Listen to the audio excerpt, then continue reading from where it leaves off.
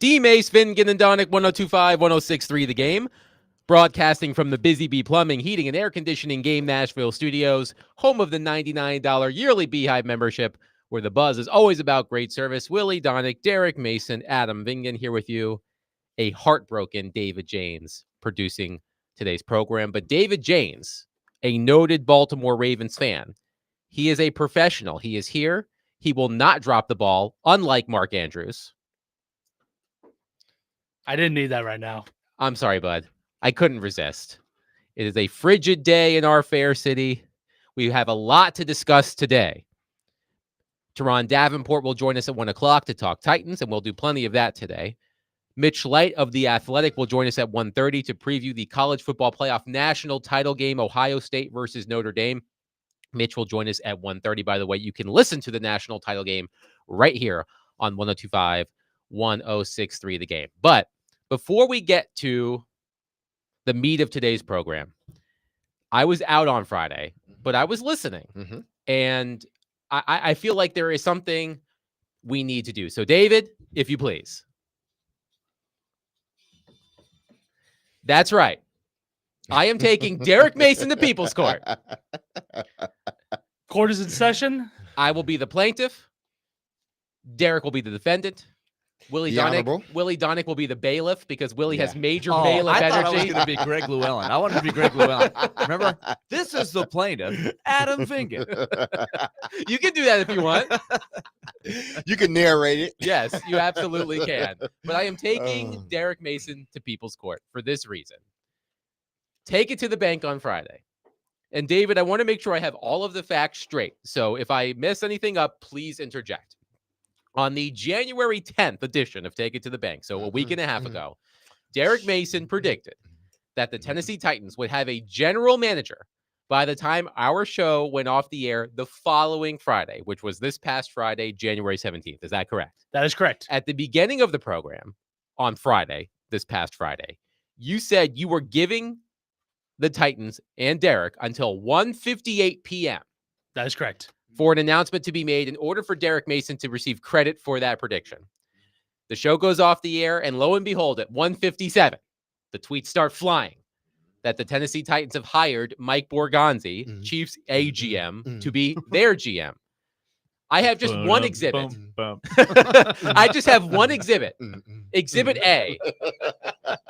This tweet from Adam Schefter of ESPN at 1:57, and I quote, "A decision in Tennessee. Titans haven't offered a contract yet, but plan to try to hire Mike Borgonzi, the Chiefs' assistant general manager, as their new general manager, per sources. Plan to try to hire at 1:57 p.m. There is so much hedging in this tweet. The University of Georgia's football stadium is jealous. I don't recall the exact time where Schefter said it's official, they've agreed to a contract, but at 1:57, 1 minute before the cutoff, they plan to try to hire, as I said, way too much hedging in that tweet for my liking. Therefore, I say, David James, that Derek Mason should not receive credit for his prediction because there was nothing official about the news that broke at 1:57. Well, I rest my case. Well, Your Honor, I did not say those exact words, I don't believe. We'll need to roll the videotape. I think I believe I said that the Titans will have, I didn't say they would sign. I said they would have their GM by the time the show ends. And then, mind you, the suit, who's the Supreme Court, overrode everything. He said, no, 1:58. So there could be a little discrepancy with the time here because Adam Schefter did put out the time, did put it out, the tweet, but then subsequently somebody else came behind him, I do believe, Your Honor, and said they are close to an agreement, which means they have it in place. They just crossing the T's and dotting the I's. But that's a very important and thing. Somebody didn't get the email quick enough. Contracts The can't email fall was through. sent. Your Honor, the email was sent, okay? I'm sure of that. But Adam here, he doesn't have any evidence that the email wasn't sent. So the All right. league, So first off, I The have the league- audio. I Okay, have the hold on. audio. Your Honor, Wait, hold up. I have the audio. This is Here's from the the audio. January 10th edition of Take It to the Bank. Play the tape. Tape don't lie. Dun, dun, dun, dun, dun.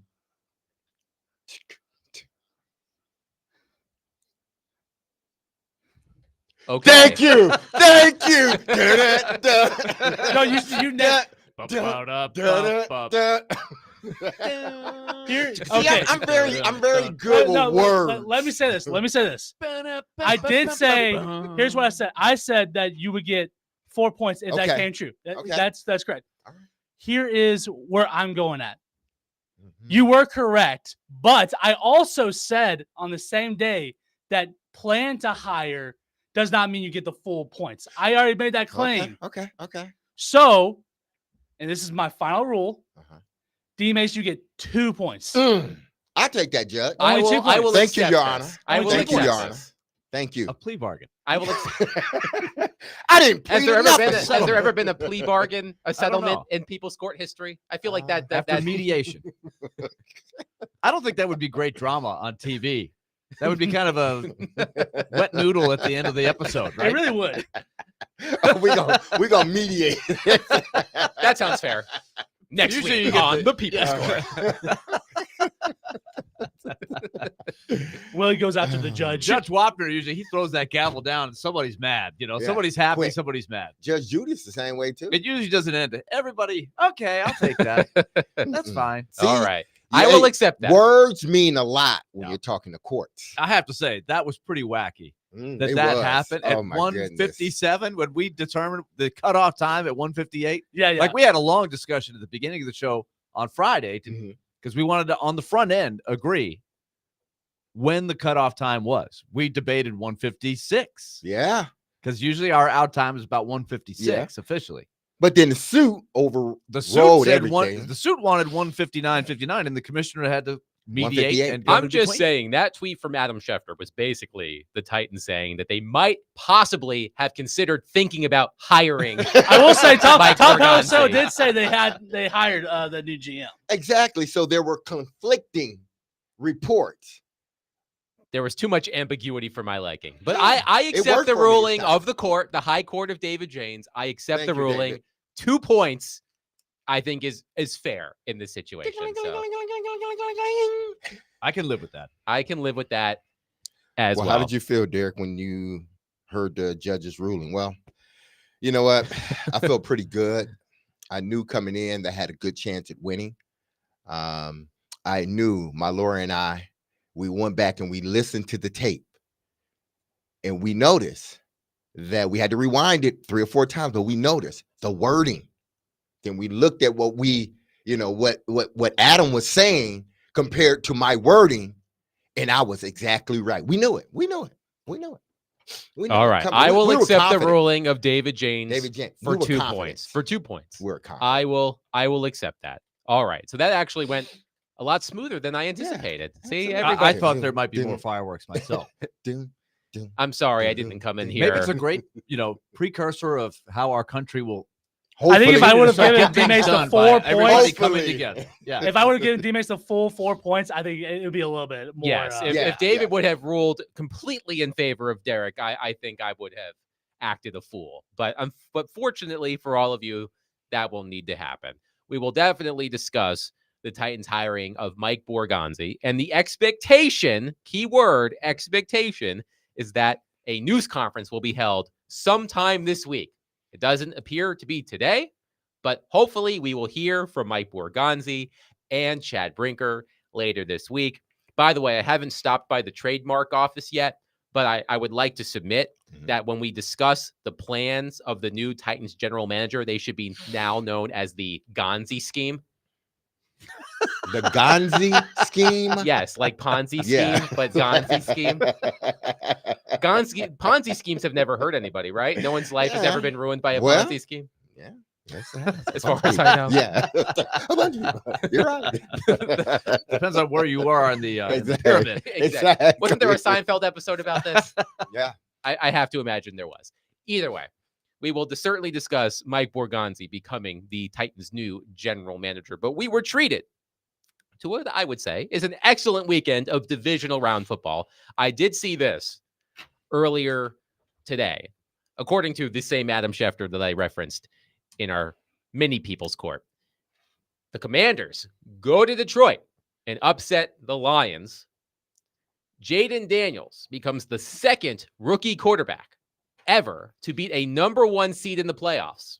The other, Joe Flacco, with the 2009 Ravens against the Titans. Derek, would you happen to know anything about that? Absolutely. I know a lot about that. Caught a touchdown in that Ravens. game. You Absolutely. sure did. I checked the box score this morning. You Yes. indeed did have a touchdown. So Jaden Daniels. Oh, I was there. I remember it. And how do you remember it, Willie? Well, that was a really tough day, and that's where I can sympathize with David. The pain of when you are the team that's had the big year, and the Lions especially have had so much heartache of not even being relevant. Right now they have the big year, and you lose that first game. I felt it for the first time, and Derek was on the other side of it. The 2000 Titans, defending AFC champs, almost won the Super Bowl, come back with a better team the next year and lost to the Ravens.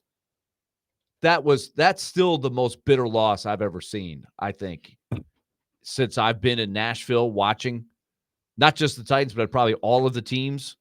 That is the most bitter. One of the next most bitter is the one you just talked about. I was at both of them, but Derek caught the touchdown pass in a game that offense was not easy to find for either team.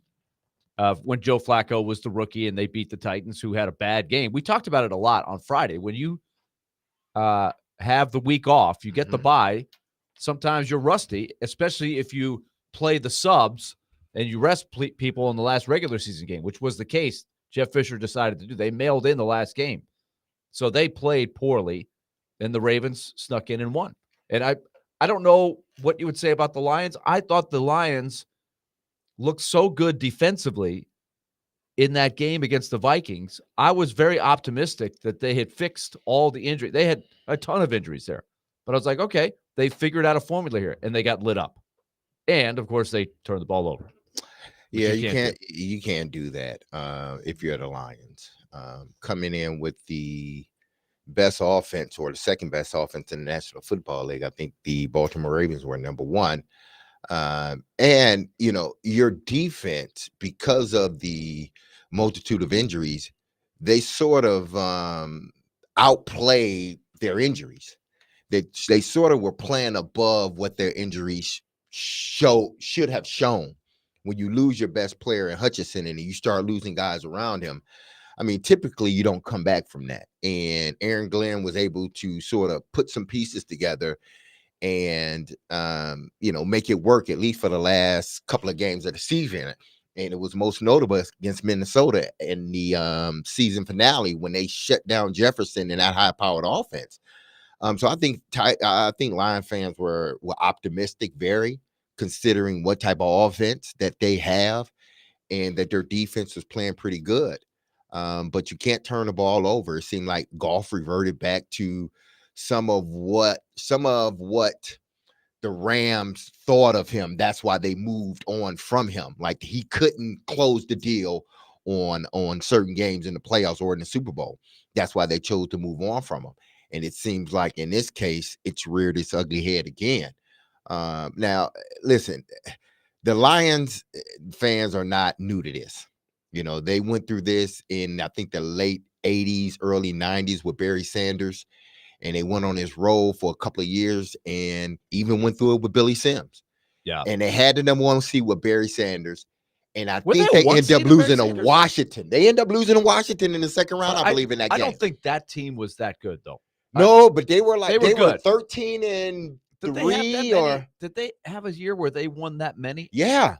That was the remember year. that. That was Barry Sanders. Because most of the time they made with Barry Sanders, it was much more of a 9 Yeah, because they only 7, went 10 and 6. twice. I think they went to the playoffs twice with Barry Sanders. Not very many times. And one of the years was they either lost to Green Bay or they lost to Washington in the playoffs. I think they lost to Green Bay in the NFC Championship game, and they lost to Washington the next following year, one of the two. And then all of a sudden they just cratered after that. I'm not saying this Lions team is going to crater, but man, oh man, when you lose Ben Johnson in a situation sort of like what Baltimore is in now. In 1991, the Lions were 12-4 Yeah. and lost to the Redskins in the conference title game. Yeah, 41. that was the only playoff game they won until last year. Like they had not won another playoff game. They beat the Cowboys 38-6 Yeah. in the divisional round. That in was a big win for 1991. them. Yeah. But the Redskins, I think, were the higher seed because the Redskins, at the time they were called the Redskins, Because they got a that bye. was Mark Rippon, and you had 2 buys back Yeah. then, and the Redskins were the team. The 1991 Redskins were 14-2. Yeah, so they they were the the number ones. one seed. Mark yeah. Rippon was the MVP. They rolled in that. So I didn't feel like that was a Lions team that had this happen where they're the better team going in. No, but that Lions team was good. Oh, that was 91 very Lions team good. That was a really very good. Yes. That was obviously Uh-huh. the best team that Barry Sanders They had was played on, on, for yeah. sure. But I thought this one was the 1 seed. They beat the Vikings to Yeah. get that. That's Decisively beat But the that's Vikings. what happens when, and we talked about this Friday, when you are off that long, and then because we said, and I know we're getting to the Kansas City thing, but I talked about, Houston, if they're going to beat Kansas City, what needs to happen? They need to get on them from the start because Kansas City is going to come out slow. And Houston didn't do that. And that's the same thing with the Lions. But Washington was able to do that. Washington was able to, play with them and exert their will on them, so to speak. And the Lions were still playing catch up because they were off the week prior. So they had a slow run at it. So to me, whether the Lions get back to where they were this season, only losing 2 games, I don't know, but I think they still would be a good team. But it was just, you can't say enough about Jaden Daniels and what they've been able to do with the Commanders. Well, that's the difference, I think, in the 2 rookies. Yeah. Flacco did a nice job in that game. Yeah. Give him credit. But And we he didn't did look good. to Flacco But to he win that wasn't- game. Yeah. Yeah. Daniels is the reason that Washington is winning. He's Exactly. elevating them. He is a superstar as a rookie. That just rarely. Has it ever happened like that? Have you ever seen a rookie quarterback tear it up quite No. like that? In the playoffs? No. Really for a whole season like this. Like, I mean, is this an the best extension? rookie season for a quarterback? Maybe Dan Marino, his first year. Dan Marino, No, I think CJ his Stroud's rookie first year, year was damn good. not this good. As far as He was- advancing in the playoffs, that's what you're saying? I'm talking about the overall season Uh-huh. of Jaden Daniels. He is elevating, Mhm. in my mind, a pretty mediocre team, Mm, right? I think they're a good team. He Like- certainly has helped. Stroud had Oh, a really yeah. nice year last year. I Uh-huh. think Daniels has been even better. Yeah, Even better. I wouldn't argue The that. only one I can remember just lighting it up from the start was Marino Mhm. in '83. They lost in the playoffs, and then the next year they got the Super Bowl for the only time that he ever made it to the Super Bowl. But Marino was instant on fire, elevating everything. I'm trying to think of other rookie quarterbacks, great rookie years. Roethlisberger played as a rookie for the Mhm. Steelers, but I felt like that was a really good overall He didn't do team. much of anything. He wasn't. Yeah, He wasn't the generator they ran the of football. everything. They ran the football a lot, and they were able. I think they were able to. Did they go to the Super Bowl his rookie season? Ben They lost Roethlisberger? in the championship Yeah, game. they They lost in lost the to. championship, I lost, I think, at home to the Patriots. I Yeah, think. you may be right. If you want to get fancy with these stats, this was Ben Solak of ESPN. He said by EPA, expected points added per dropback, and he's including postseason numbers here, Jaden Daniels is having the 5th best rookie quarterback season. By success rate, it's 3rd. Players above him include Robert Griffin, Mhm. Justin Herbert, and Dak Prescott, guys who had truly incredible rookie years, but none of those players had multiple postseason wins on the road. None of them knocked off the number 1 seed. Daniels became only the 4th quarterback in NFL history to win multiple playoff games in his rookie season, joining Brock Purdy, Joe Flacco, and Mark Sanchez. Oh, Mark Mark Sanchez. So Marino not mentioned in there. It's interesting. So the Commanders move on to take Mhm. on their NFC East rival, the Philadelphia Eagles, who defeated the Rams in a snowbound game in Philadelphia. First time Washington and Philadelphia will meet in the postseason since 1990. Mm. So Washington at Philadelphia, the early line on that game, Philadelphia -5.5. And on the AFC side, quickly, of course, We couldn't have it any other way. Bills at Chiefs, number 2 at number 1. Patrick Mahomes, Josh Allen, 9th meeting between the quarterbacks, 4-4 in head-to-head meetings, but Mahomes is 3-0 against Allen in the playoffs. Yeah, I mean, there's not much because you look at it and you say Josh Allen did exactly what they wanted. He did exactly what He was the not team wanted him to spectacular do. yesterday, Exactly. but he didn't He need didn't to be. do anything spectacular. I know he had the 2 runs, but they were short yardage runs, scoring a touchdown. He did have a big 3rd down conversion, but he didn't do anything to mess the game up. And when you have 2 teams that are so closely contested, honestly, Baltimore is the better team. But even when you're the better team, when you turn the ball over twice and you drop, there were like 2 or 3 drop passes in that game. Big one. Derrick Henry had one. Obviously, Mark Mark Andrews had 2, a drop, a fumble, and then a drop for the 2-point conversion. I mean, you can't do that in these games that are closely contested with a quarterback on the other side of the on the other sideline that is capable of eating up time with the way he plays. But Buffalo reminds me of New England, man. They do. They don't have anybody spectacular other than the quarterback, and they play sound defense. They get to the quarterback when they need to, and and Josh Allen, if he has to win the game, he will do it. But if he doesn't, he will delegate it to everybody else. To me, and they're coached very well, Buffalo is. To me, they're New England. They are the New England Patriots when you're talking about how the way that they play. They spread you out, they throw these quick passes, and they try to lure you, then they hit you downfield, or they run these unconventional runs and sort of get your defensive line going one way, and they hit these holes going the other. Will they beat Kansas City? I don't know. But man, oh man, it's hard to beat a team that's sort of sound in every area. They're not great in one area, other than the quarterback being, to me, now an elite quarterback. I believe he is, but they're sound in every area of the football field, special teams everywhere. What we talked about this on Friday, the losing quarterback was going to have this on his long Yes, list. the of, Lamar hey, Jackson another discourse is year where running they wild can't this get to the morning. big one.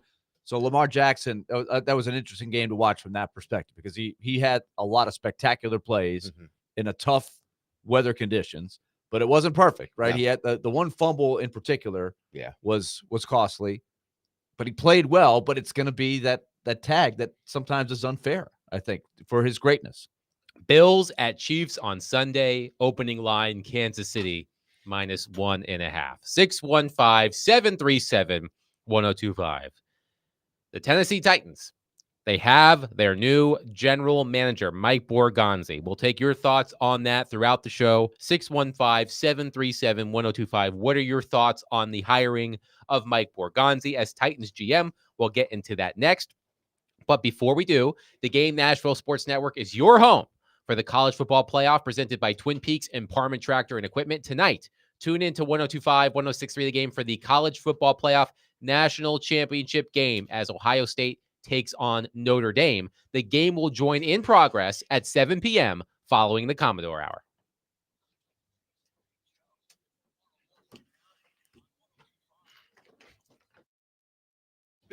Happy Monday, everyone. This is Derek Mason, and you heard me tell you about Dr. Lodge and his staff over at Cool Springs MD for some time now. If you have set out to lose weight, chances are it's not your first time setting a goal to shed some extra pounds, only to face disappointment. But that disappointment doesn't need to last, because my good friends over at Cool Springs MD, Dr. Lodge, and his team understands the frustration of this cycle, and that is why they offer a different approach to weight loss. Their comprehensive weight loss program is led by Dr. Jeffrey Lodge and addresses the root cause of weight gain with tailored nutrition, exercise, blood test supplements, and more. They will customize a program specific to you and you only. So connect with Dr. Lodge at CoolSpringsMD.com today to schedule your appointment for a personalized weight loss plan just for you. That's Cool Springs MD, where your weight loss journey becomes a success story.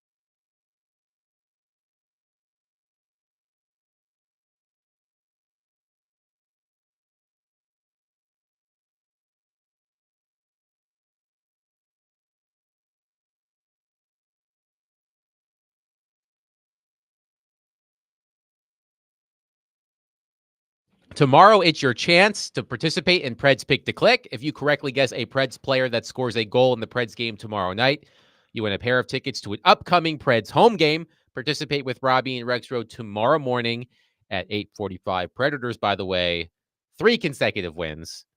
They defeat the Wild on Saturday. It was fight night in the first period. An entertaining game. The Predators, as I said, have won 3 in a row. They have an interesting opportunity here, and we'll talk more about this tomorrow. We'll be at Bridgestone Arena. Predators and Sharks. That's an interesting game in and of itself, considering who might be in goal for the San Jose Sharks tomorrow. But the Predators have an interesting opportunity here. Their schedule softens considerably over the next couple of weeks, but we'll talk more about the Predators tomorrow at Bridgestone Arena. And I know we're going to get into the GM thing here, but I just have to say the atmospheres at the at the Predators Wild game, the Vanderbilt Tennessee games, both of them were fantastic over the weekend. So I know the NFL is always sort of front and center stage with the mass audience, but just here in town, 3 great theaters, I think, to watch. Great games. Like you mentioned with the fights and stuff, the Predators really took it to the Wild with a lot of subplots going on there. And what can you say about Memorial Gym? 2 incredibly exciting 1-point wins for Vanderbilt, and Jelly Roll on hand for both of the games on Saturday. God, that guy is everywhere. He is everywhere. How does he do it? He's Does he ubiquitous. have a new album coming out or something that he's going to be? He's everywhere now. I think Jelly Roll is going to become the next Snoop Dogg. Snoop Dogg is everywhere. Snoop Dogg everywhere absolutely you is turn. everywhere. Didn't Snoop Dogg have a bowl game? Wasn't there a Snoop Dogg bowl That during college was- football? Yeah, I think it is in Arizona, right? The Arizona Bowl. Maybe.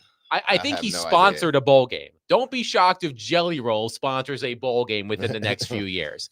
I think that Jelly Roll is going to become the new Snoop Dogg, where he's everywhere. No disrespect to Jelly Roll. Very talented musician, but the dude is everywhere. But as Willie said, great atmospheres all across our city this weekend. Trey is on our phone line, driven by WilsonCountyHunting.com. Trey wants to chime in on new Titans GM, Mike Borgonzi. Trey, David's taking somebody else's call right now.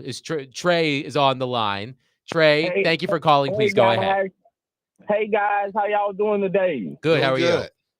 Good. Hey, I just wanted to say I was looking at Bergonzi record. He had more jobs than anybody I know. How can one person have that many jobs? It sounds like a scam to me, y'all, for real. So what you're saying, Trey, is that this is a Gonzi scheme. Oh, worse than that. Thank you for You the. know, hey, Bernie Madoff will be rolling over in his grave right now on the way the Titans doing business. Thank you for the call, Trey. And I do have Mike Borgonzi's resume. So Mike Borgonzi joined the Kansas City Chiefs in 2009. These are the jobs he's held with the Chiefs between 2009 and 2024. College scouting administrator, manager of football ops, pro personnel scout, assistant director of pro scouting, co-director of player personnel, director of player personnel, director of football operations, assistant general manager. I would imagine that a lot of GMs, that new GMs that rise up the ranks, I can't imagine that this is a absurd amount of job titles. But to Trey's point, Borgonzi worked his way up from the bottom of the Chiefs organization. And when he joined the Chiefs, they were not the Chiefs like we know them now. He was sort of on the ground floor as the Chiefs built themselves back up to the superpower we see today. But yes, a lot of different job titles for Mark Borgonzi with the Kansas City Chiefs. Yeah, I mean, you wonder why. Listen, I hope this hire works. I'm neither for it or against it, because I don't know much about Borgonzi other than he's been with the Chiefs, which has been a really good organization historically. And obviously we know what they've been able to do over the last 4 or 5 years since Andy Reid got there, and as well as them drafting Patrick Mahomes. So you wonder how much or what say he had. Obviously, it seems like, he and Brinker have forged a friendship, and they've been in communications even prior to him hiring him. Obviously, it's sort of coming out that they were in talks when the L'Jarius Sneed trade that Brinker was doing most of the talking, which now it's sort of, you kind of wonder, do you even put all this on Rand now if he wasn't the guy doing actual talking, good or bad, when you're talking about free agents?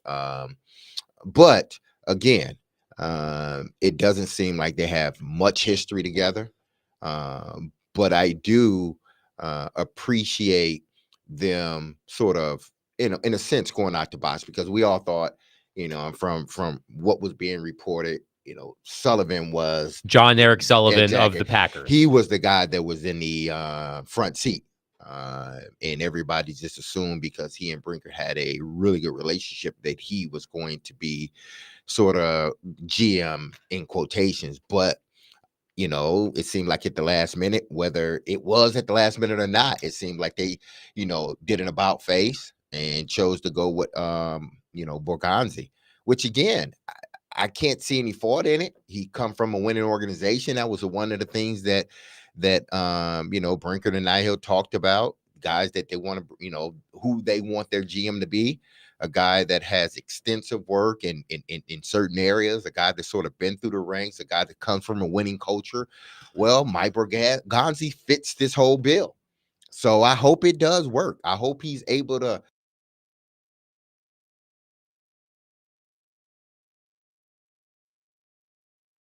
smell of Kansas City here to Nashville. So not the Mayo cologne? No, not that. We need to get far away from the Mayo cologne as possible. Remember when we were excited about the Mayo cologne?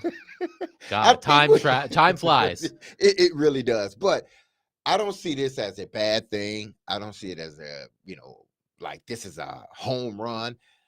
It's wait and see. But I am encouraged by where he comes from, and the success they've had in Kansas City, and he was a part of it. So hopefully, he's able to, because again, and correct me if I'm wrong, Willie and Adam, it still seems like Brinker is the supreme ruler of football.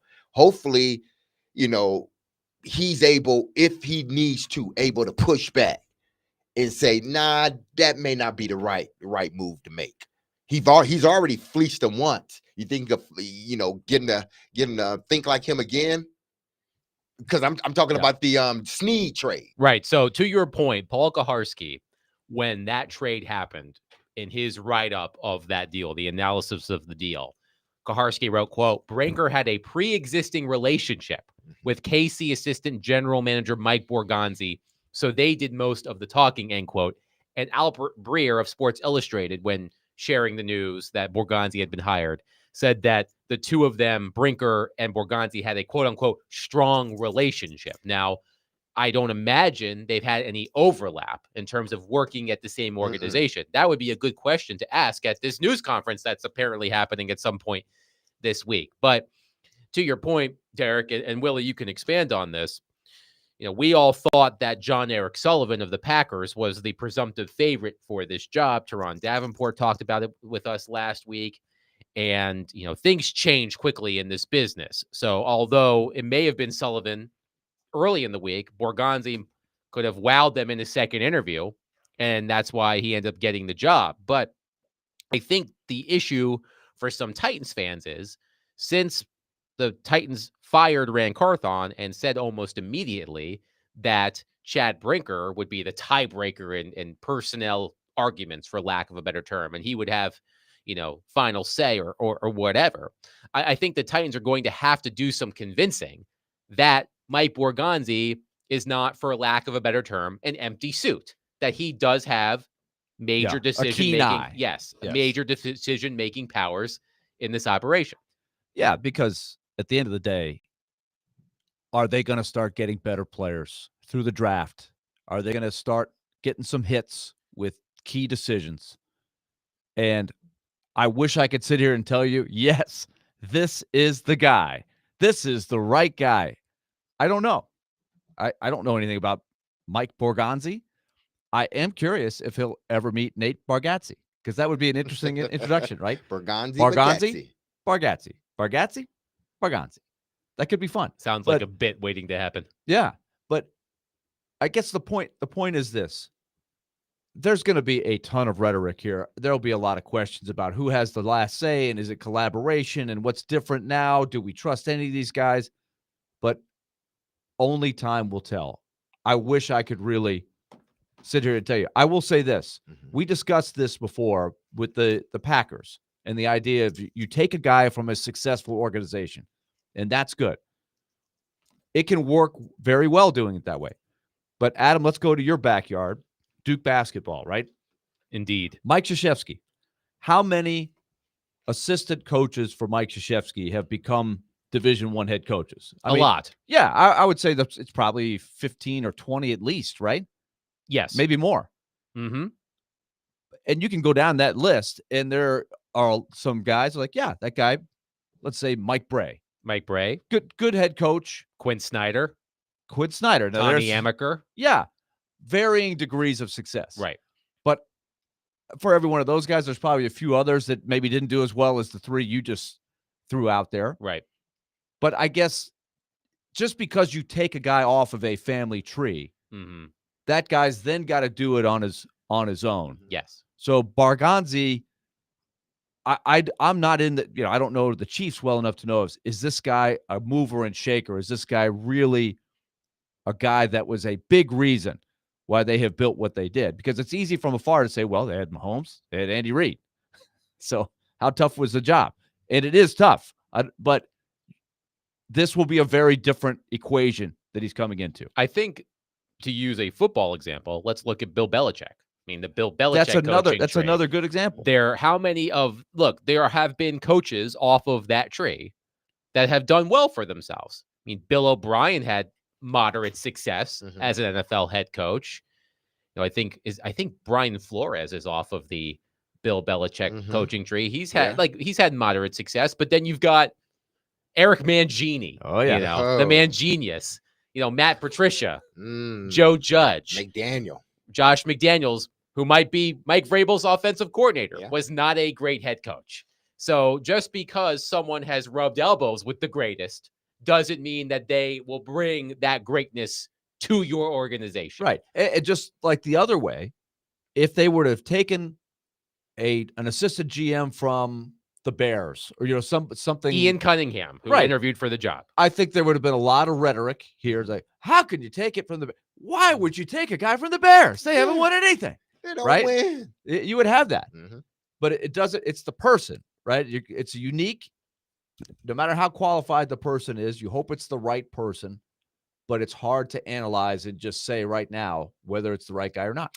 I just wonder if he's going to have the authority that a GM, typically has. Or is he, like you said, Adam, just an empty suit? Hopefully we'll find out more, once they have this press conference. And then again, they can say whatever they want at press conference. It's, what's happening, once the cameras are gone. But I think we'll get a glimpse of, what it's going to be like as far as a rank and file standpoint with the Tennessee Titans. But if Brinkert chooses to be the supreme ruler of all of football, I can't see this going right. I really can't. But if you allow the guy to be in the GM, a guy that's come from a winning organization, how much say did he have in that, Willie? I don't know. But you would think the way he climbed sort of through the ranks that he was, tasked to do some important things in regards to their draft, in regards to their roster. So you just hope that some of his ideas that he has picked up along the way while he's been in Kansas City, he's able to implement those ideas with the Titans, and it's not just Brinkert or the highway. One other point, maybe this is to ponder during the break. What's unique is his resume is basically, other than a short stint at Boston College, in the NFL, he's been in one spot. Is that better than somebody who has traveled to different places and seen different ideas? That's my question. That is a good question. I don't know there's an easy answer, but I think there is something to be said for probably both. Let's address that on the other side. 615-737-1025. Get your thoughts in on the Titans hiring Mike Borgonzi as their new general manager. By the way, just to put a bow on this, Snoop Dogg did indeed sponsor a bowl. It was the 2024 Snoop Dogg Arizona Bowl presented by Gin and Juice. Miami, Are you serious? Miami, Ohio defeated Colorado State 43-17. So in a few years, there will be the Jelly Bowl, sponsored by Jelly Roll. 615-737-1025. Willie Donick, Derek Mason, Adam Vinkin, 1025-1063. The Game.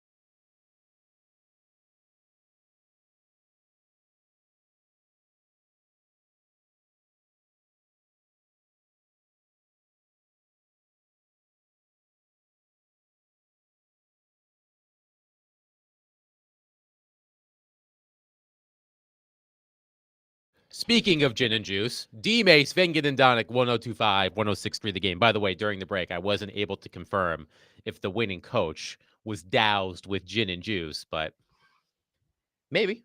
Better than That being seems like doused. that should happen. Maybe better than being doused with mayonnaise, which also happened during college football bowl season, but I digress. So, Willie, the question you asked before the break is Mike Borgonzi, the new Titans GM, worked for the Chiefs for 16 seasons from 2009 through present day. And your question was, make sure I have this correct. Is it an advantage or perhaps even a disadvantage that Borgonzi has worked with one franchise in the NFL versus going to different franchises in different roles and seeing how things are done in different places? The Titans' previous general manager, Rand Carthon, did do that because he started with the Falcons as a scout. Then he went to the St. Louis/LA Rams for several seasons Right. before joining the San Francisco 49ers organization, then, of course, hired here. So it didn't work out for Rand Carthon in terms of being able to bring that experience and put a winning product on the field. But it is an interesting question about his experience. Well, let's go back to our Coach K reference. Johnny Dawkins, right? There's a guy that was an assistant coach. I mean, played for Coach K. Yes. Great player. Played in the NBA. And One then of my went back. dad's all-time favorites. Then went back to a coach under Coach K for a long time, right? And then was, moderately successful head coach, but nothing real great, right? But he had only had, when he was hired by, I think Stanford was the big job that he took Right. to first be a head coach. And then now he's at UCF, if I'm not mistaken. I think he's still at UCF. He had the one really good team that played Duke in the tournament. It almost beat him. But that would be an example of he saw the Coach K way, but that's really the only perspective that he had on the game. And so Borgonzi, when he got to the Chiefs, I'm looking at 2009, they had moved on from Herm Edwards. Todd Haley came in. Not great. And then Romeo Crennel, not great. Then Andy Reid. So from 2013 to 2024, he's been with one organization, and really he's seen the Andy Reid way, which is a great formula for success, no question about it, especially when you consider, D-Mace, that Mahomes has been there for a long time, but Andy Reid had some pretty good seasons with other quarterbacks too. So it's not like Alex they just Smith. built everything around Andy Reid for Patrick Mahomes. So that's good. But I do think a variety of experiences, a variety of different viewpoints can be a good thing, right? And I do think that I've seen some spin-offs of a family tree. We talked about this a lot on Friday, D-Mace, where you think you're just going to cut and paste how it's been done one place and say, I'm bringing this over here, and it'll work. But really, there's got to be some evolution. You can't possibly cut and paste because you're not going to have Patrick Mahomes, just for example. So building a roster is very different when you know you've got the quarterback as opposed to you're still searching for the quarterback. That's just one thing to start that guarantees it's going to be different. Yeah, you just hope it's different. And, is it better to have a individual from, different, working experiences, or is it better to have someone that's just been strictly one work experience? Like Brian Callahan. Yeah. He's been everywhere. Exactly. Right? I mean, you looked at John Robinson. He had been to several places. You look at Rand Carthon. He had been to several places. But then you look at Borgonzi, and he's only been in Kansas City. Now, listen, that could be a good thing that they thought so much of him that they chose to just elevate him through the ranks. So you could look at it as a good thing. But, sort of like kind of what you said, Willie, you're being able to get, other opinions from outside of your building, working with different people. And not to say he didn't work, because obviously, when you're in that position, you have to work with other people. But, just being in one organization, that could be seen as a minus or a con in a sense. and then some people just look at it as a pro. But again, I go back to you know, I just hope it works. It seems like I was listening to an interview that he did in August. I think it was in August. Borgansett, he talked about, when you draft well, you don't have to bring in many guys through free agency. And what did Brinker talk about? When he talked about looking for his next GM. Or how we're going to build this team. We're going to build this team through the draft, develop our players, re-sign our players, and go from there. And bring in a couple of free agents to supplement some areas. But in order to build something consistently, you got to build it through the draft. And it seems like Borgonzi is the same way. When you draft well, you don't have to go out and draft well and retain. You don't have to go out and get a bunch of free agents. And they've done a good job of that, the Uh-huh. Chiefs. When Yeah. you think about the players that make an impact on that team. Yeah. Creed Humphrey, Mhm. Trey Smith, Trent McDuffie, Mhm. Rashee Rice, George Karlaftis, who had multiple sacks the other Yeah. day. Mhm. And I think that is Travis Isaiah Kelce. Pacheco was famously a 7th round pick. I think that's hopefully the skill he can bring is when you're paying the quarterback big, your margin for error for the How do rest we of the keep everybody? spots is small. So you Mhm. have to have an eye for somebody. And I think Vrabel and Robinson had a good run at this for a while, where you find those role players who are cheap. If you're good at that, that's a good secondary roster building thing that you need to have in a winning formula overall.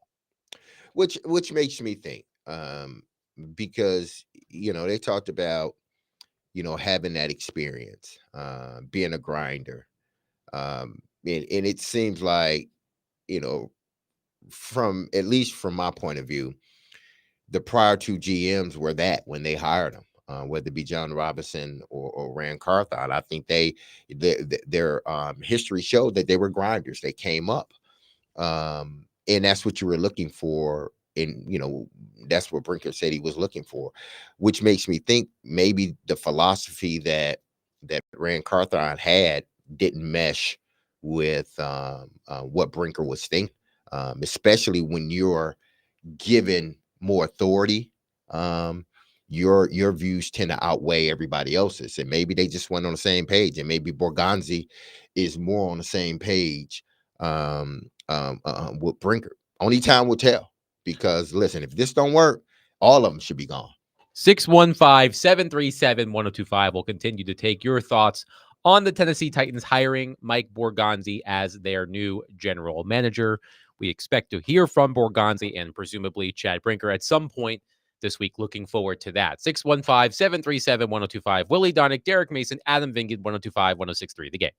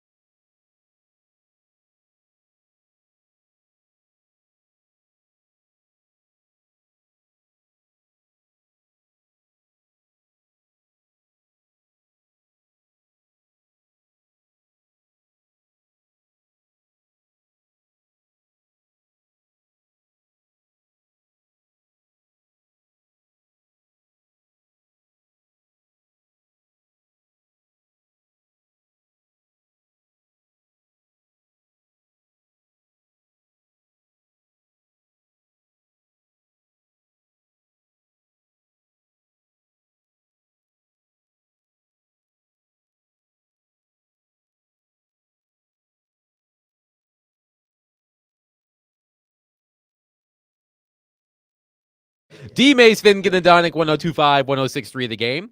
Broadcasting from the Busy Bee Plumbing, Heating, and Air Conditioning Game Nashville Studios, home of the $99 yearly Beehead membership, where the buzz is always about great service. Willie Donick, Derek Mason, Adam Vingan here with you. Teron Davenport will join us at 1 o'clock to talk Titans. Mitch Light will join us at 1:30 to discuss the College Football Playoff National Championship game tonight. Notre Dame, Ohio State. You can hear Yes. that game right here on 1025, 1063 The Okay. Game. A Yes. quick question about Mhm. that game. Sure. Are you at all fatigued about the length of the process here? Or are you super fired up for this game? Of course, if you're Notre Dame or Ohio State, this is a great ride and you're taking all I'm just talking about for us who really don't have a dog in the fight. Because No, I do find myself, let's say the baseball playoffs that have been expanded a couple of times over the course of my lifetime. I do find myself sometimes, even with the NHL and NBA playoffs, I can get a little fatigued because it's such a long process. So college football, instead of the nice, neat Final Four, now you have the whole tournament. Do you get a little tired? And it's not anticlimactic necessarily, but you're just, okay, let's get it over with. Is there any of that for you guys? So With by this the being way, new? We can not get back me. to this when Mitch is on. It'll be a full month. 1 month ago today, the first round games play December 20th. That's what I'm getting Yes. at. So And that does seem like a long time. Now I it's a understand. long process for I the students too, and understand. the whole portal thing going on behind the Yes. scenes. It's lengthy, and the coaches and staff members have talked about this. Right. It's different. It's different, of course, in football when you need to give the players, more rest. But 1 month ago today, Notre Dame beat Indiana on December That- 20th. and it It's seems before Christmas. and I get it. It seems so long ago, but I think the good part about how they sort of strategically set this up in lieu of the NFL playoffs, it's like you never get a break of football, which to me, and it's not just college football, it kind of goes back and forth, college pro, Yeah. which means to me, I enjoy it because I know there will be a good game on every weekend from the beginning of beginning of January to the beginning of February. There will be good games on. We also you pointed this out, Derek. You sent us the article. Mhm. The ratings for the first weekend of the NFL playoffs were significantly down, and I'm just wondering if the college football extra games, the exciting games, did that have any factor in that, or was this kind of a blip? I mean, obviously the audience is still huge for the NFL playoffs, but I was curious about that. With all of the, it seems like there's a game or two every night that's huge. Yeah, which the is NFL great, but it's just playoffs. a lot of games to watch. Yeah, the NFL playoffs dips, and I think it was it was a unique situation. I think with the fires going on out in California. Yeah. I think everybody's attention, and then the Rams having to move and teams having to reschedule things. I think a lot of people's attention got taken away from football and obviously toward those fires in the LA area. So that could have been one. But then because I look at the matchups, they were good matchups in the sense of like you had marquee players. I'm just talking about the NFL. You had marquee players each weekend playing. So I don't see it as oh well, Kansas City wasn't playing or this team wasn't playing. That shouldn't have been reasons why the ratings went down, because anything the NFL has been bulletproof when it comes to that. Yeah. They've been Teflon. Just getting back to my original question, I think in a perfect world, if they can figure out a way to have it end closer to January 6th, 8th, 10th, then here we are on the 20th. I think that would be nice. I think that would be better than what we're seeing. It's dragged out. Willie, you know this full well. We see this in the NHL every year when the Stanley Cup is awarded in mid-June, which just feels strange. And you hear a lot of start the season earlier, have the Stanley Cup awarded by Memorial Day at the latest. mean, I like watching hockey until June because I am not Baseball gets that all the time too. I'm not a baseball fan. So like once hockey is over, there's a few months where I'm not watching any sports, which is not a terrible thing. You need a break every once in a while. But this college football playoff format is going to be tweaked. So I'll be curious what those tweaks are and how they affect the schedule. But Notre Dame playing Ohio State tonight. 1 month ago today, Notre Dame started their journey to tonight by beating Indiana. So one full month. And it's been even longer since they had the debacle against Michigan. That was Thanksgiving weekend. I mean, that's ancient history. Jared from Spring Hill is on our phone line, driven by WilsonCountyHyundai.com. Jared wants to talk the new Titans GM, Mike Borgonzi. Jared, thank you for calling. Please go ahead. Hey, good morning, you guys. I got a statement and then a question. Sure. So I do. This is rhetorical, but I do want to know what kind of closed doors Super Chad walked in on to get the organization, at his fingertips. Like it screams slimy the way he came out about Rand and had all that dirt on him. Like how much he have to go behind people's back to get this power? Because again, screaming collaboration the last year, and all of a sudden Rand can't collaborate. Just screams slimeballed me. And honestly, like with his connection to this Borgonzi guy, I trust Borgonzi less for leaving the Chiefs and trusting Super Chad Brinker, to run the organization and maybe his future. But maybe Borgonzi knows that he's third on the pecking order in 2 years, so he's just buying himself time. And it's just sad that Amy's been duped to me by Super Chad. But D-Mace, as a player, what is being said, or what's the feel of the locker room at this point, given the state of the season, and now with the perception of the high up office? So, can you take us through what's going on from the players' perspective?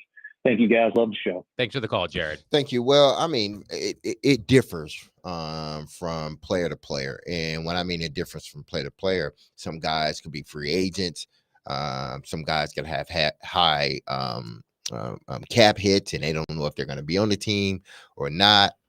You've built, your agent has built a relationship with the past GM, and now you don't know what the relationship is going to be like with the new GM. So I think every player, depending on where they're at in their career, like a guy like Jeffrey Simmons, T'Vondre Sweat, they don't need to worry about anything. 99. There would have to be something crazy going on for those two individuals not to be on this team next year. So from their standpoint, maybe they're just thinking about how the new GM will, communicate with their agent in regards to, whatever their situations or their gripes may be, if they have any. But I just think, when you talk about veteran players, whether it's Jeffrey Simmons, some of these other guys you have on the roster, Calvin Ridley, guys like that want to know that the organization is in a stable position, that the organization has found themselves moving toward the goal that they want to attain. As players, that's what you want to know: is everybody on the same sort of plane in regards to how the vision looks, because again, the player doesn't have much interaction typically. Let's say that doesn't have much interaction with the GM anyway. Now there are some organizations that they have more than others. I can only go by my experience. I had more interactions with Ozzie Newsome as GM, because he was there all the time. He was on the field with the players.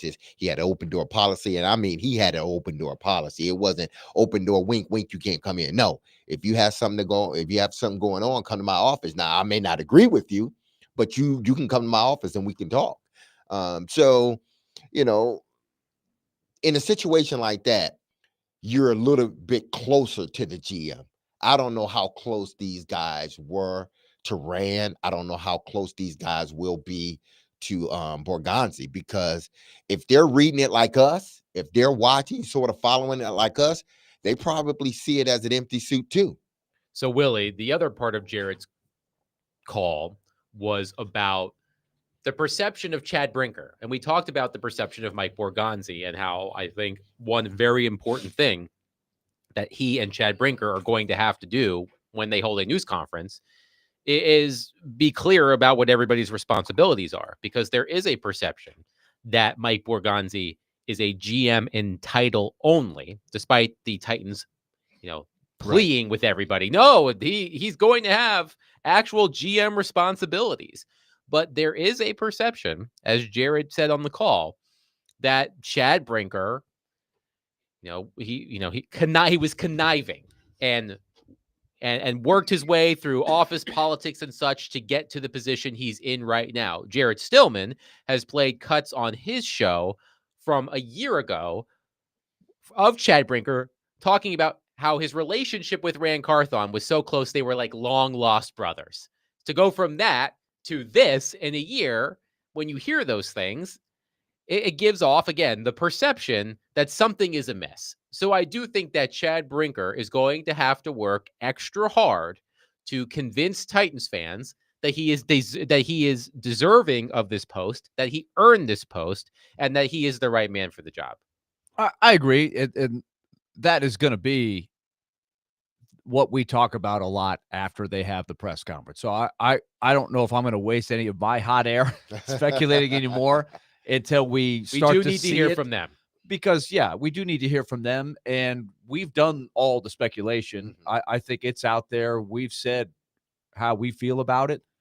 And at this point, this is where they're going. This is it. And Chad Brinker now becomes almost like an athletic director, in that if you take a college athletic director, unless it's a former coach, which is becoming less and less the direction that teams do. It used to be like the old football coach, he's the athletic director, and he hires a basketball coach.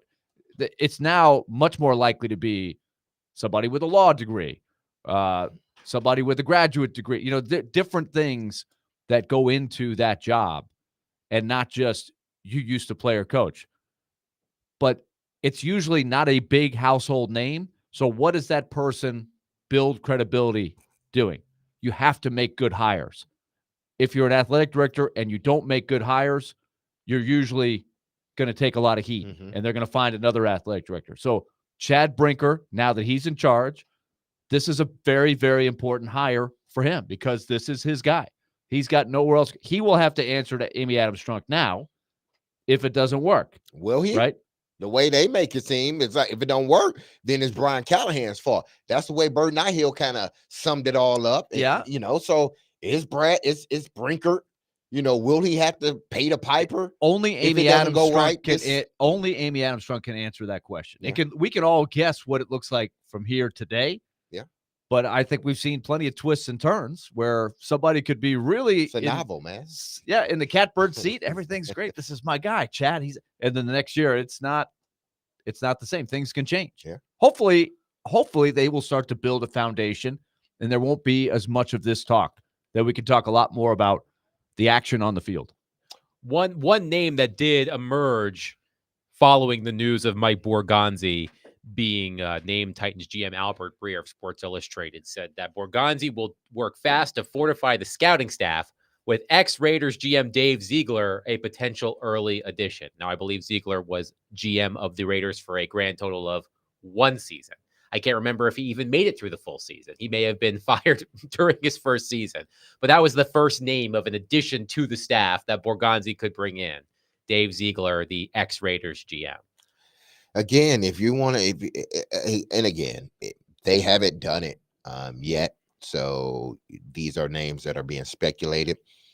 But again, if you're talking about getting guys from winning organizations and things like that, building your organization, I understand the Borgonzi hire, but I don't understand the other guy, being a guy that's potentially a part of the staff that you're bringing in regards to your scouts.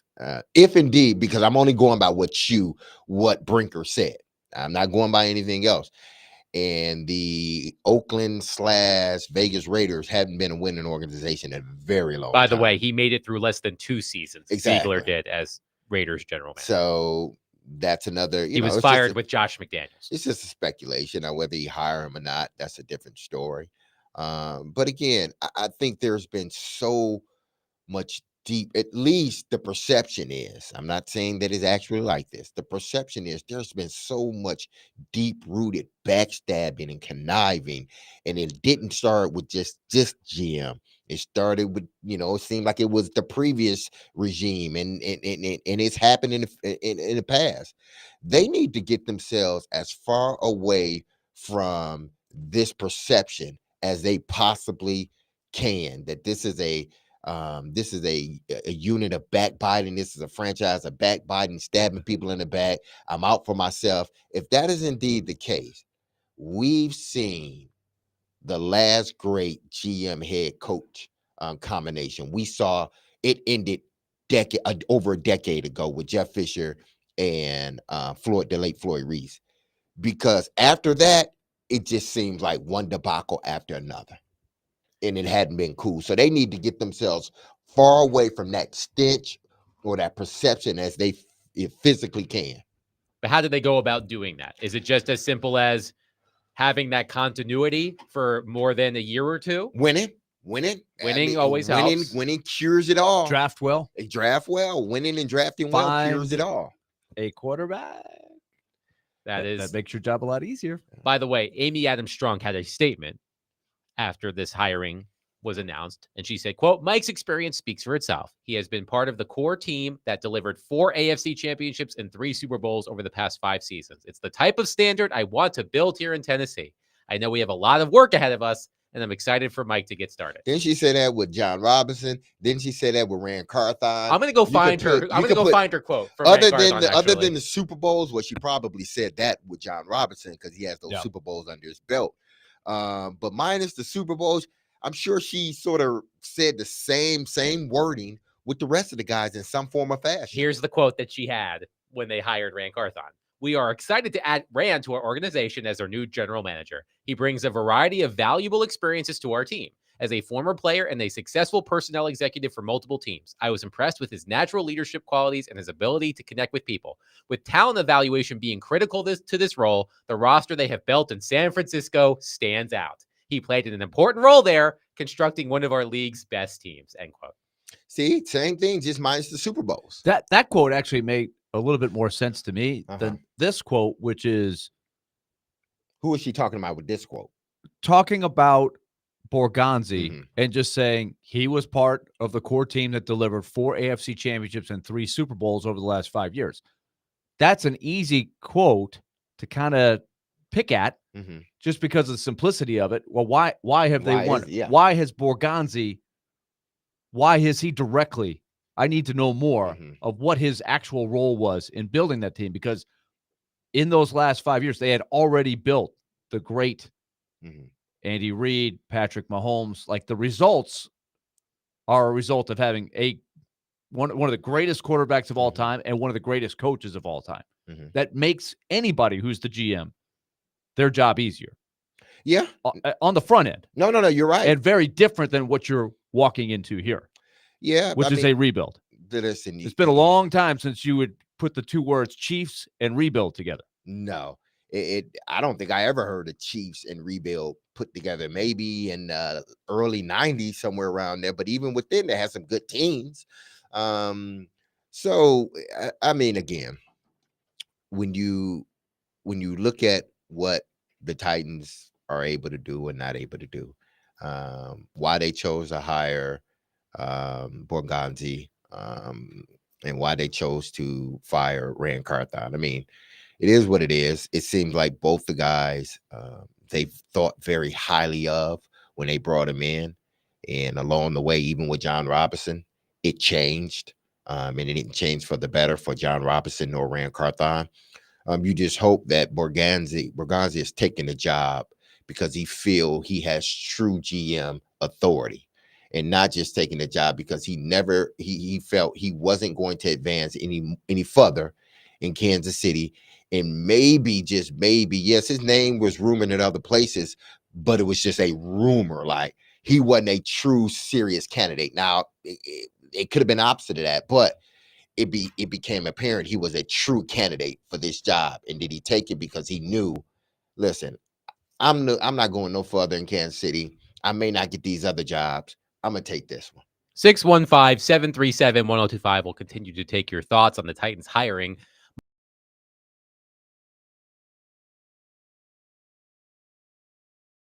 Mike Borgonzi. And by the way, now that Willie, Or I- Nate Borgonzi. I've had to stop myself a couple of times during this segment from calling him Mike Borghetti. So we'll see. It will eventually slip. 615-737-1025. By the way, you mentioned getting a quarterback.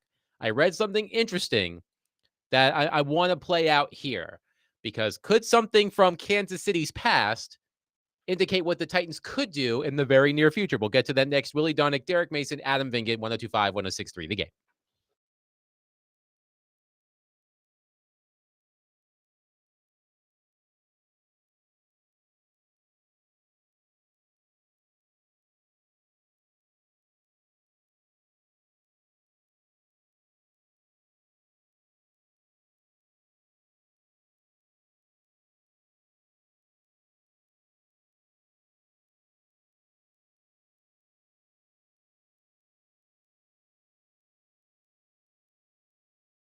All right, let's talk F&M Bank. We just settled a big controversy that's been brewing all weekend in our Take It to the Bank segment, which is brought to you by F&M Bank. Banking made easy on purpose. We have a lot of fun thanks to their sponsorship Fridays at 1:45. So banking made easy on purpose. Open the door for yourself to great opportunities and financial freedom. That's their goal, and they want to make it simpler for you.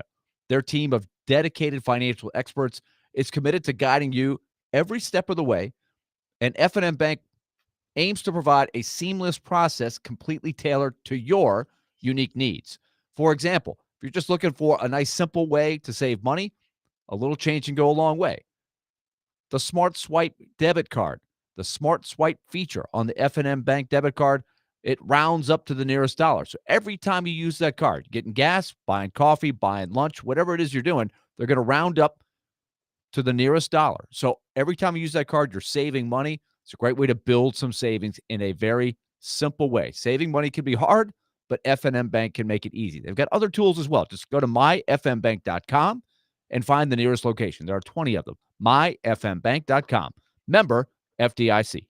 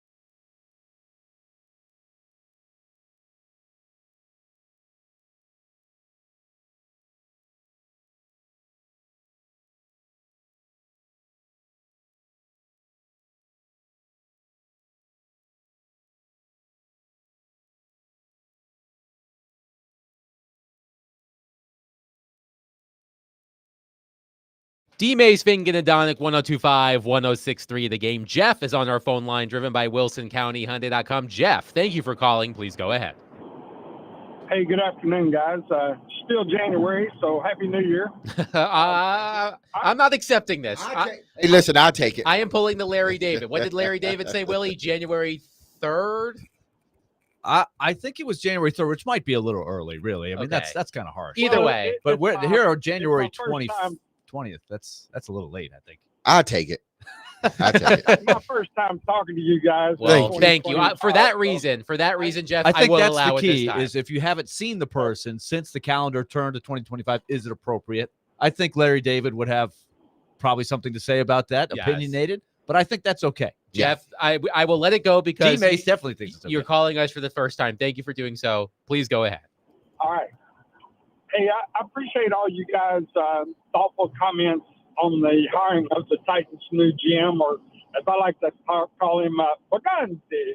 But, Willie, the real question is, how is the hiring of Baganzi going to pass muster with the 5 families? I'll hang up and listen. Thanks, Jeff. It does sound like that could have been out of the Godfather with the 5 families. Yes. Which would be the Tattaglias, the Bazzinis, the Cugnos, the Corleones. We need Nick Frazier over here.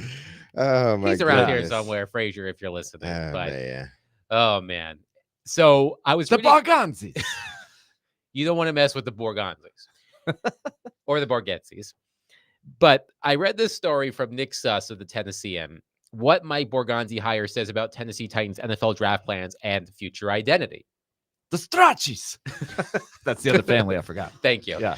And one of the things he wrote about was who could be the Titans version of Alex Smith. This is what Nick Suss at the Tennessean writes, quote, "It's been a long time since the Chiefs went through a proper rebuild, more than a decade, actually.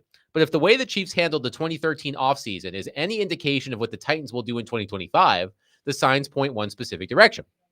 The 2012 Chiefs stunk, finishing 2-14 and earning the number 1 pick in the 2013 NFL draft. Picking at the top of what was thought to be a draft with a weak quarterback class, the Chiefs didn't reach for the likes of E.J. Manuel or Geno Smith.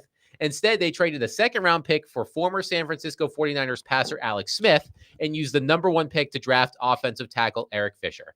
Now, the Titans have the number 1 pick in a draft thought to be weak on quarterback talent. Smith-like veterans such as Kirk Cousins, Matthew Stafford, and Derek Carr may come available in the coming months.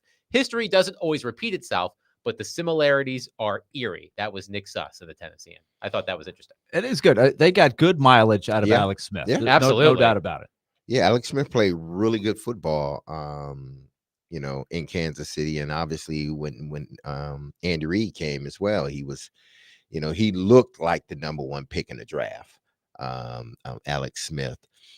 Listen, the Titans are not sort of strangers to situations like this. Again, we go back to them bringing in Ryan Tannehill.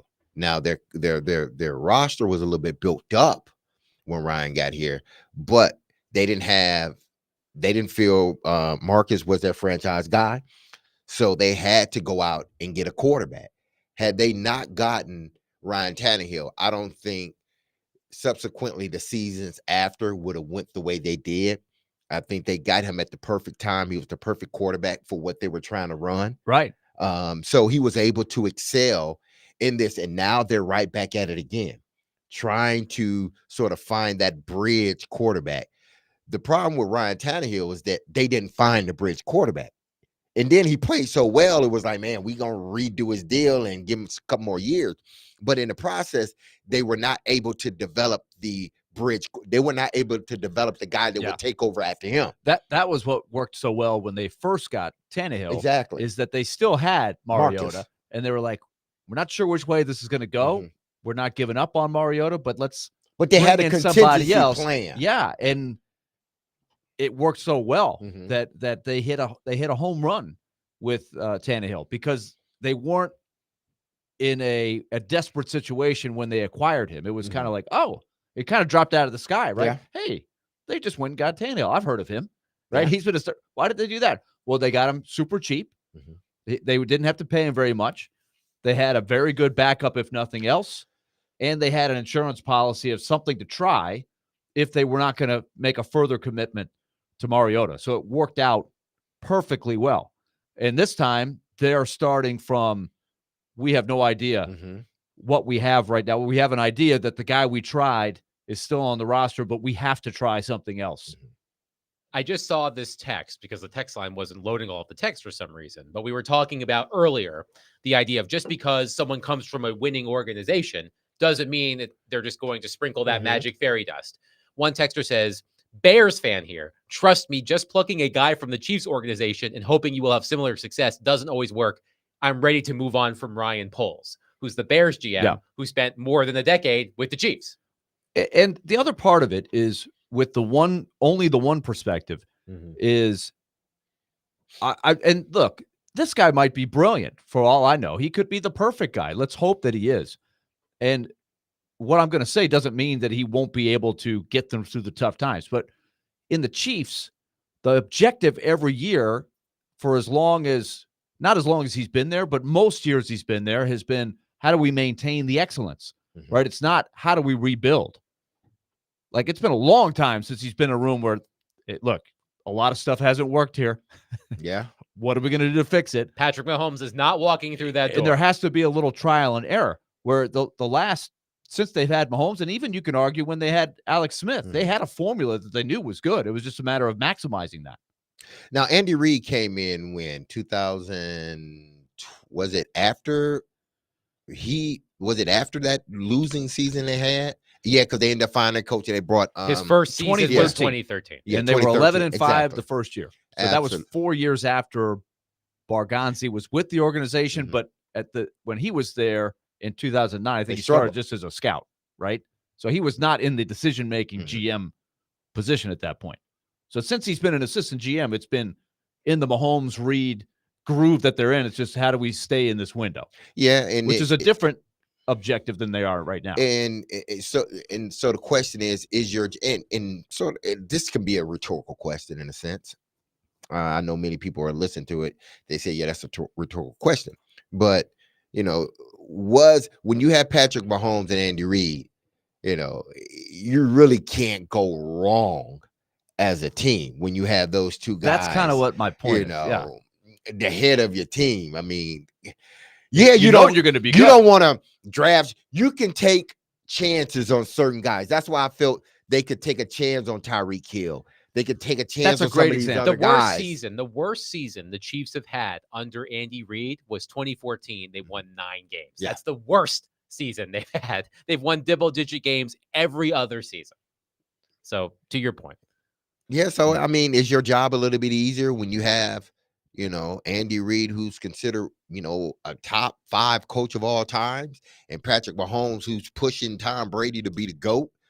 Is it easier to do your job when you have those two guys? That's why I think I bring up these examples: Belichick family tree, Krzyzewski family tree, and now Chiefs here.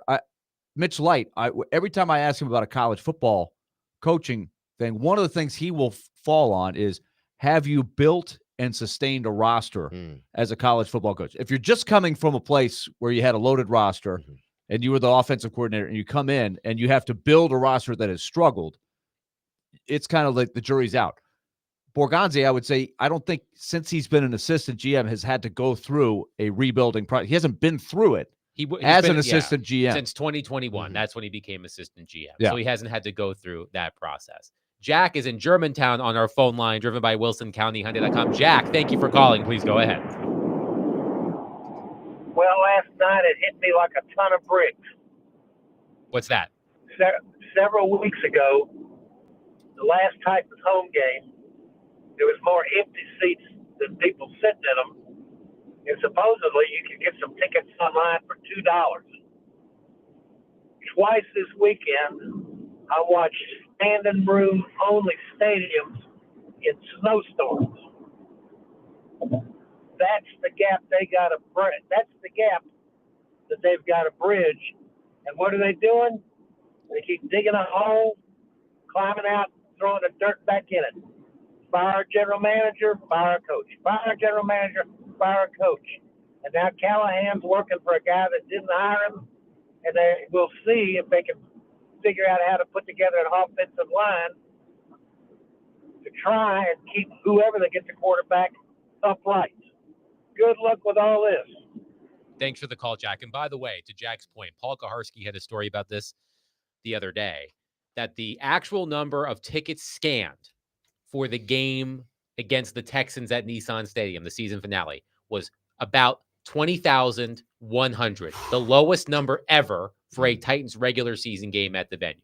Yeah, they've hit It rock was bottom. It was the perfect storm of So if that's no rock pun bottom, intended, because it was raining, it was cold, I think, very cold. and was that rock bottom there? I would say that's rock bottom. I would say it's Because right up- 20,000 even if- people showing up to a football game. Yes, I would because say even that. if it's cold outside, if you have a good team, if you have a team or an organization you believe in, you're still going to show up. To know that fans didn't even show up, and I'm sure many of them probably chose not to even watch the game. That's an indictment on what you've become as a franchise. And I've said this now. Listen, they may be able to come in here, the Boganzi or Brinker sort of Gonzi scheme, whatever they want to call calling it the Gonzi the scheme. Gonzi scheme. The They may be Gonzi able to scheme. get this right, But it's hard to believe that, because it took them years to dig themselves in this hole. Now, I understand the Commanders were able to do it, but they still had some guys on their team. They got some players. I know Houston was able to do it, but Houston built up to doing what they are currently doing. So it can Washington was building happen. for 30 years. Yeah, Washington's been building for 30. Detroit's been building for 50 years. So I understand it can happen overnight. But more times than not, it's not going to happen overnight when your roster is completely, like, your roster is depleted. And people don't understand. People just think like, oh, you still can go out there and play if you have one or two guys. This is not the NBA. This is not Major League Baseball, where if you got one guy, a Shohei Ohtani, I mean, man, oh man, you in the driver's seat. Football, you need that quarterback, but you need a roster too, because they help in other areas. And they're missing both. right? Exactly. They need roster front end depth, and the quarterback. And the quarterback. That's It's hard a to fix in trifecta. 1 year. It's hard to fix in 1 year. 615-737-1025. I actually do want to pass this along.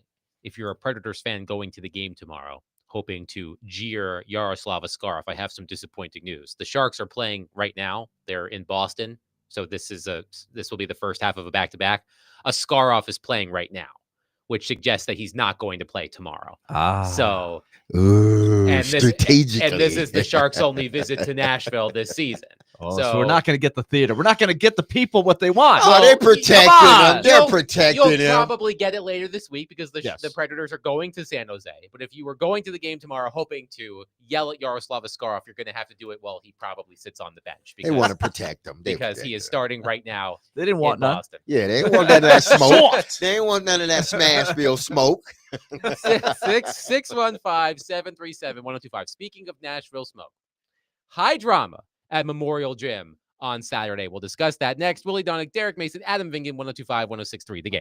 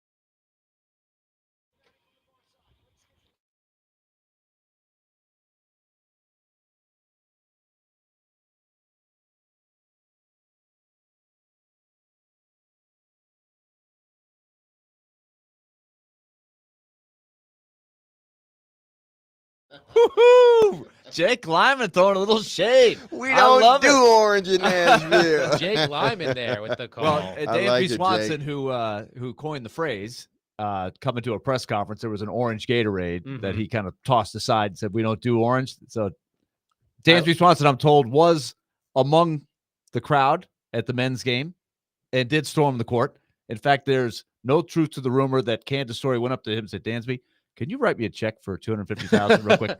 Because the SEC has fined Vanderbilt $250,000 for court storming because they were fined $100,000 for storming the field when the football team defeated Alabama. But money well spent, I have to imagine. Both Vanderbilt men's and women's basketball teams defeat Tennessee at Memorial Gym this weekend. Vanderbilt 76-75, the men, over the number 6 Volunteers. The women 71-70 over the number 15 Lady Volunteers.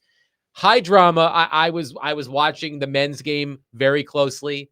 Vanderbilt looked like it was going to cruise to a win. They were up by as many as 16 in the second half, but Tennessee fought back valiantly. Chaz Lanier goes to the free throw line with 2.8 seconds left, I think it was, with a chance to force overtime. Hits the first free throw, misses the second, as Vanderbilt defeats Tennessee. And we were talking about this last week, Willie. Vanderbilt's schedule, the SEC men, are absolutely loaded. You know, in terms of the number of teams in the top 25, even the number of teams in the top 10, Auburn, Alabama, Tennessee, Kentucky, so many high quality opponents. They beat Tennessee at home. They will be at number 4 Alabama tomorrow. Alabama just beat Kentucky. Then Vanderbilt returns home to play Kentucky on Saturday. So, you know, this win, I think, was great proof of concept for what Mark Byington is doing on West End. They improved to 15-3 on the season, 3-2 in the SEC. But man, this schedule is absolutely deadly. And it was a great first test to beat Tennessee at home on Saturday. That was one that will do a number of different things. We discussed this when Vanderbilt's football team beat Alabama, and this win isn't quite on that level. But what it does, besides a big win where you get to celebrate and you storm the court, you have that fun experience. By the way, my son, Mahoney, was amongst those that was on the court, and he had the Donick 21 jersey, the vintage, that he pulled out of the closet. The only one ever made, right? And David, you said, I didn't even know this. He didn't tell me this after the game, but somebody, A caller called in and said that Mahomie won free pizza for that. Ah, he For got wearing tossed, the Donick jersey?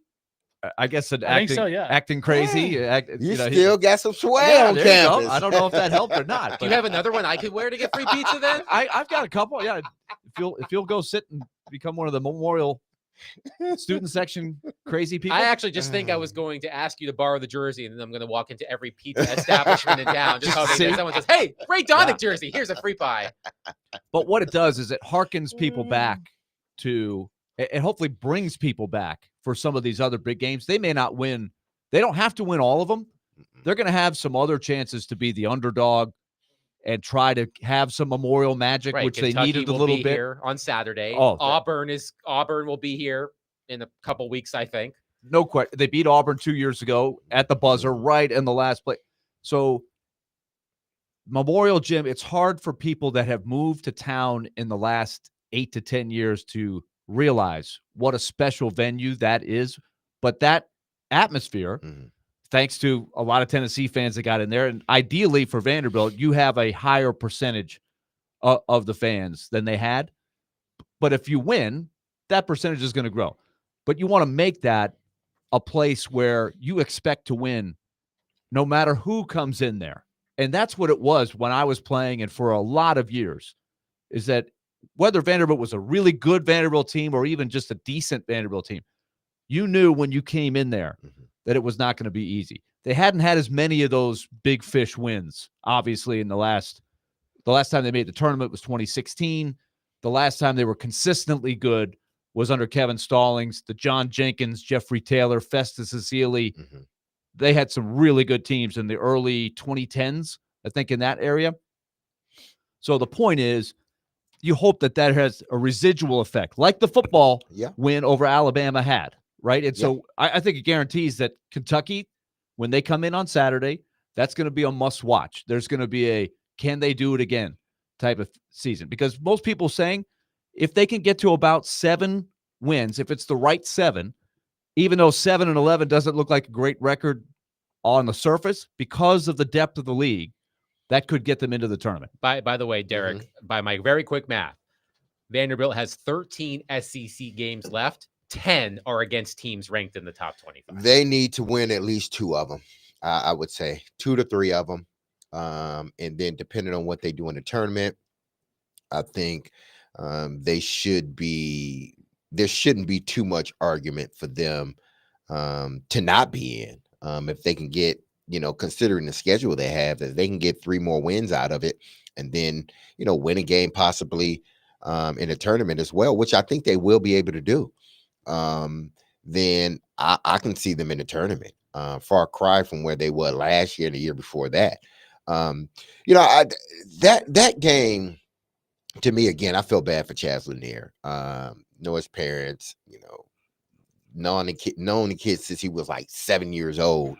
And to watch him blossom to the player that he is great. But it was just hard to see. I was pulling for Vandy, but I wanted Chaz to make both of those shots to at least take him into overtime. And he missed the second one. So I feel bad for him. But Vandy, at the 3:48 mark, they had 76 points. When the game ended, they had 76 points. They couldn't muster, for whatever reason, they could not muster a basket. I'm not sure if that says more about UT and their ability to defend, or Vanderbilt's inability to get a basket, because they seemed a little bit out of sync. They seem to get rattled at the end. And Hoggart, I love Hoggart, Michigan State guy, but he seemed a little timid, and I hadn't seen that from him, especially not at State. But he just seemed a little timid, and then without them having a true size, on the starting 5 and on the bench, it's hard for them. I think they gotta have guys like Hoggart that is willing to stay engaged and take that shot and take it with confidence. Because if you don't, then I just don't think they're big enough to consistently win games like that, those close games. Because again, 346, they had 76 points, and they didn't manage to get another point. I looked at the quarters that on KenPom, they show you each 10-minute span. The middle 20 minutes of the game, Vanderbilt outscored Tennessee by 20. They got off to a slow start. If you remember, they had to take a timeout early, momentum timeout, because Tennessee was really putting it to them a little bit. And then they really turned the game around. They were in the driver's seat going down the stretch. I felt like they were managing it pretty well until they threw the ball away underneath the basket, and it was laid in. And suddenly a 6-point lead was 4. Maybe it was a 5-point lead. It went down to 3. That's when everything became very tense. And I think there was a little bit of that. Who wants to make the play? Who wants the ball? And I think they were sort of hanging on for dear life at that point. But it's still, just to get to that point where you're in the driver's seat against such a high-level team as Tennessee is a tribute to how quickly Mark Byington has put together these pieces. It's a brand new team. He had nobody that plays significant minutes. There are 0 minutes coming back that are playing significant minutes this year. So this is a complete collection of people that he is. Whole new team. Yeah, and I really admire how he's put the pieces together, because you're right, it's not perfect. They don't have a lot of size. They have to compensate by being scrappy, which they are. And they're short, really, one more really good shooter, but they still find a way to be competitive. That's why it's kind of fun to watch them. They're gutsy. They play with heart. They hustle all the time. It's a contagious thing. And so we'll see if they can do it, because they're going to be underdogs in a lot of these games. But that's a great win. Meanwhile, I don't think Tennessee is quite as deep and as able to be a juggernaut as I saw last year's team. That's my assessment. That's the first time I've really watched them for a whole game. I've seen pieces of their games. Do you guys agree, though? I don't quite see the length, the depth, and a top level player I think that's like they had that's the last point. in Dalton is Connect. They don't have that Dalton Connect. They are a good team, but I don't know if they have a Dalton Connect like player who can take over a game by himself. I like Chaz Lanier as a player, Yeah. good player. But I thought Vanderbilt did a good job on him. And I thought Tyler Tanner from Brentwood Academy, who is just a freshman, was incredible. I have never seen a guy guard Zakai Ziegler and bother him as much as Tanner did. Even though Ziegler still ended up with 16 points and 10 assists, he made it very tough. He disrupted their offense. Tanner is going to be a really special player. By the way, you can listen to Vanderbilt's game at Alabama tomorrow Oh, boy. on 94.9 The Fan. I watched Alabama against Kentucky. Holy cow. That's Alabama is a Alabama good team. is the real deal. Pre-game show starts at 5:30. Tip-off is at 6. That's tomorrow on 94.9 The Fan, Vanderbilt at Alabama. Coming up next, Teron Davenport, ESPN NFL Nation Titans reporter, will join us. We'll get back into the conversation about the Titans hiring Mike Borgonzi as their new GM. We'll do that next. Willie Donick, Derek Mason, Adam Vingan, 102.5, 106.3 The Game.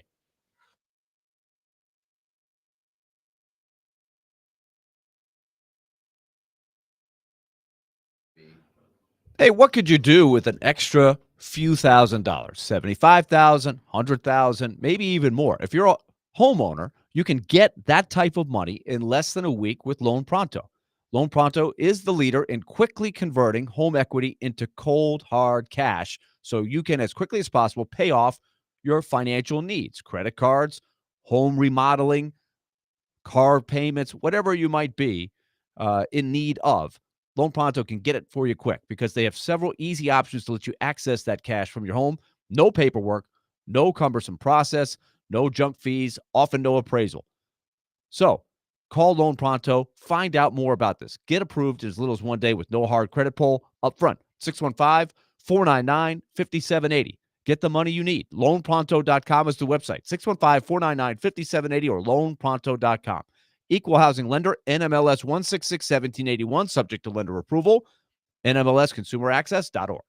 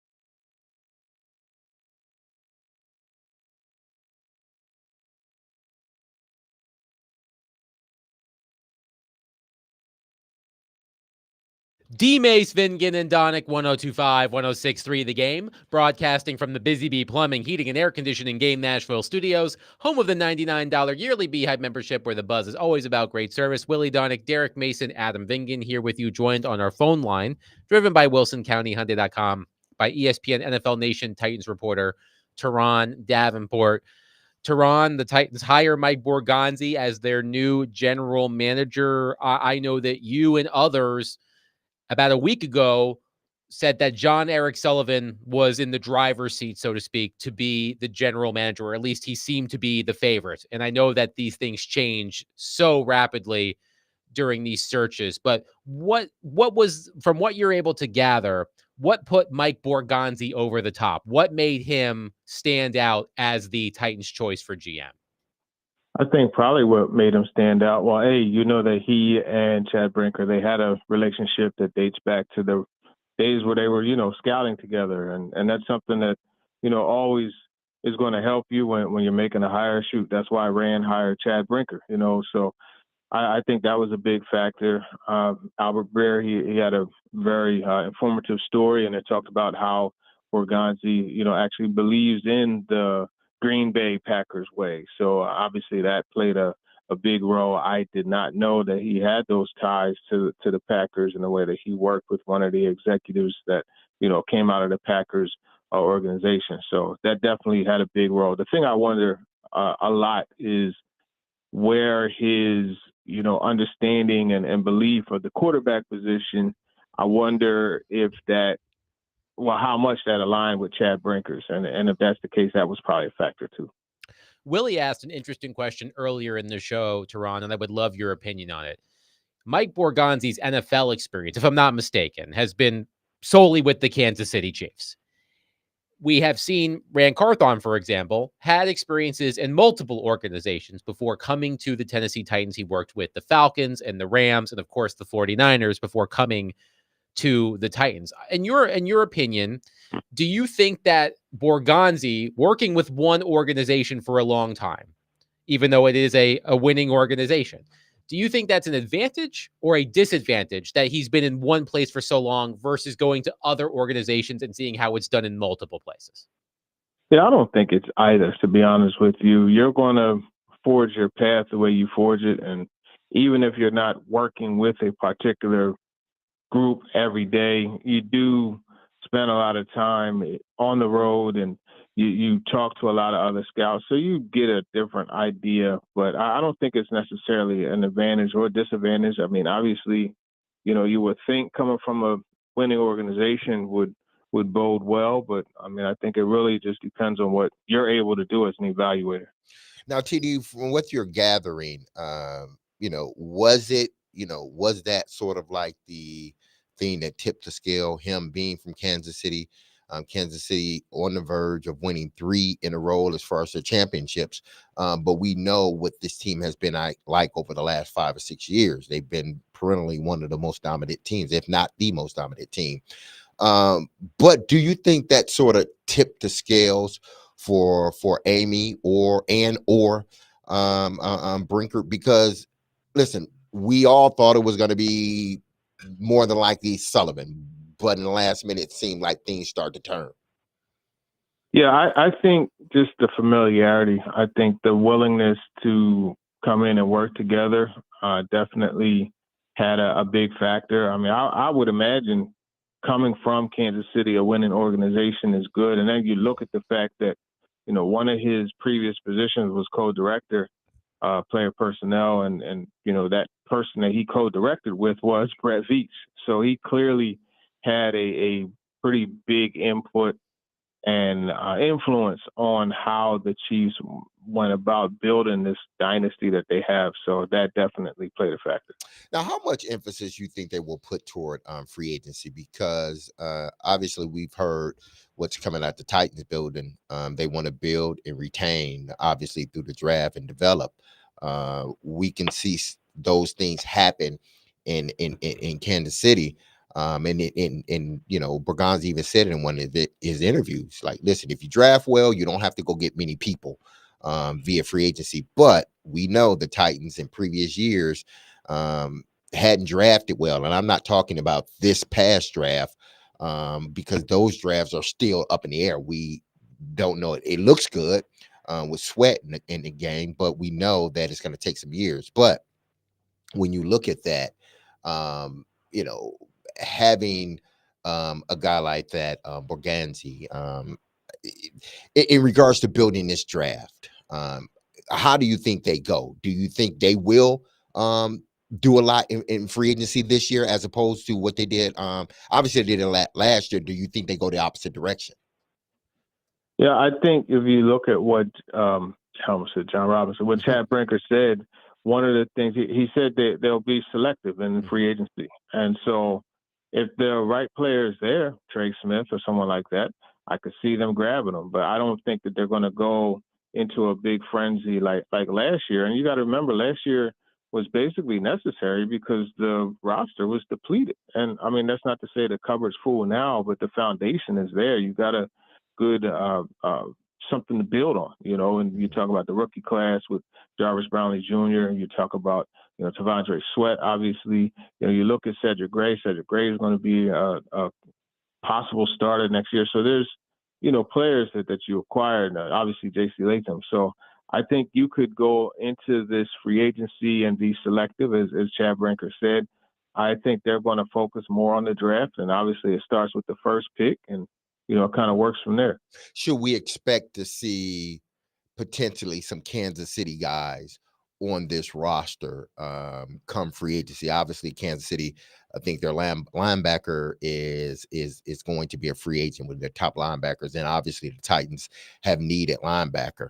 Do you expect once again for the Titans to sort of try to bring in some of those chief players that could be potential free agents? Yeah, it's possible. I mean, you look at when Rand Carthon came in, you know, Aziz Al-Shire was a signing. You look at Daniel Brunskill came. You look at Arden Key. These are all guys, you know, who had spent time in San Francisco. Obviously, Key came from Jacksonville, but he had previously spent time in San Francisco. So I wouldn't be surprised. And Nick Bolton is a guy that, hey, I mean, they could bring him in. I don't know if they would allocate that much money, you know, to the position between he and Kenneth Murray, when you got the youngsters and James Williams and Cedric Gray from the draft class. But, I mean, we'll see. You know, Kenneth Murray is going to need somebody to start next to him. And I think, you know, when you look at that, they could go after him, but I don't think it's likely. But Trey Smith, I think he has the potential to be the big signing. Teron Davenport is with us. And, Teron, we spent a lot of time this morning talking about the uniqueness of Kansas City's situation with one of the greatest quarterbacks of all time, one of the greatest coaches of all time together. And that's been the focus of Borganzi since he's been really in a decision-making role of any kind with the Chiefs. And that I'm sure is a very valuable experience to watch how those guys go about it and to help support those two guys when you know you have those two pieces. What do you think his emphasis was? Maybe we'll find this out at the press conference, but do you have any sense of what he was specifically emphasizing to support those two huge pieces? Was he more free agency? Was he more cap? Was he more scouting? What would you say? Yeah, I honestly don't know. So I definitely won't comment on something I'm, you know, not privy to. So I mean, I would imagine if you look at the way the Chiefs have done things, I would imagine that it again, selective free agency signing, right? You know, you look at bringing in the Honey Badger. You look at, you know, bringing in some of the free agents that they've signed. Justin Reed, you know, you look at those moves, not huge moves, but very foundationally sound ones. Pairing with, building with the draft, you know, so right. That I would imagine it would be his approach, but I don't know. And that leads me into the fact, because I don't know either. I don't know if any of us real know. Maybe we'll get some insight when they get in front of everybody and answer questions. But I'm really curious about that part because, to me, and maybe you disagree, I think that's sort of a different model than he's walking into here, where instead of supplementing a great quarterback and a great coach, you're walking in without a whole lot. He's never had to execute a rebuild like the one that's in front of him now. So that to me will be an adjustment. Well, I don't know for sure that you could say that, because you look at the Chiefs. I mean, they were bad. They had a first round pick in Eric Fisher, a number 1 pick, that is, and they needed a quarterback. Right. I'm just saying he wasn't the traded for assistant one. GM at that point. He was more in the scouting. No, he wasn't the assistant GM, but he was a high ranking official with them. So yeah, this is his first GM job, so it is. Yeah, it's going to be different. Toronto, sorry, go ahead, Derek. Quickly, what do you expect to hear? And I understand it's, you guys are going to go in, guys and girls are going to go in when they choose to do a press conference. And I'm sure a bunch of you have questions you want to ask. And hopefully they will give you the time to ask. And I know more of it will be geared toward Brinker at the beginning. But what do you expect to hear from Brinkert and now new GM Borgonzi? Yeah, I would expect them to regurgitate the draft, develop, retain vision. I think they're going to speak on how they plan to work together. I think that's something that's going to be important, and we'll hear some type of message along those lines. To be honest with you, I know for sure I'm going to ask about the structure. How is this thing going to get set up? How are you going to solve disagreements and not seeing the same on a prospect, et cetera? Along those lines, Teron, what is the most important thing that the Titans need to convey to their fans when they hold this news conference? What's the most important message that Chad Brinker and Mike Borgonzi need to get out there later this week when they hold this news conference? They have to be clear with the structure. Everybody wants to know, how things are set up, and rightfully so, right? And they have to make that message clear and concise and clear. I mean, that's really the best way to say it. I would be remiss if I didn't ask for your opinion on the games we saw this weekend. I would love to ask specifically about the performance of Jaden Daniels in Detroit. Like, I knew that Jaden Daniels looked like he was going to be a special player, but the way he performed in that game is the type of, it sets up the lore, right, of Jaden Daniels becoming potentially a great quarterback in this league. What did you make of the weekend as a whole, but specifically Jaden Daniels' performance in Detroit? Yeah, I mean, Jaden Daniels showed why he was such a high pick. And it's funny because, a lot of people said he wasn't going to be good, this, that, and the third. This man he ran through playoff teams in a way that I don't know many quarterbacks have, as a rookie.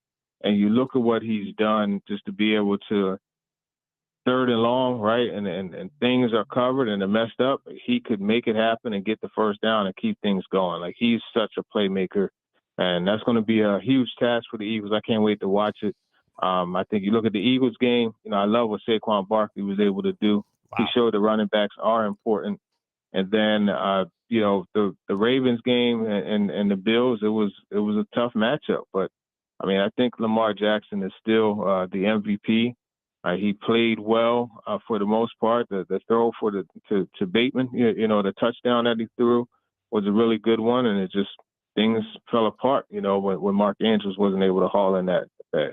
You got me thinking, Teron, just watching what Barkley did and seeing what Derrick Henry delivered to the Ravens, even though it didn't end well yesterday. They're going to be reliving that game just like the year before, where they felt like they had everything in place to be the better team, but didn't win. But Derrick Henry obviously gave them a dimension.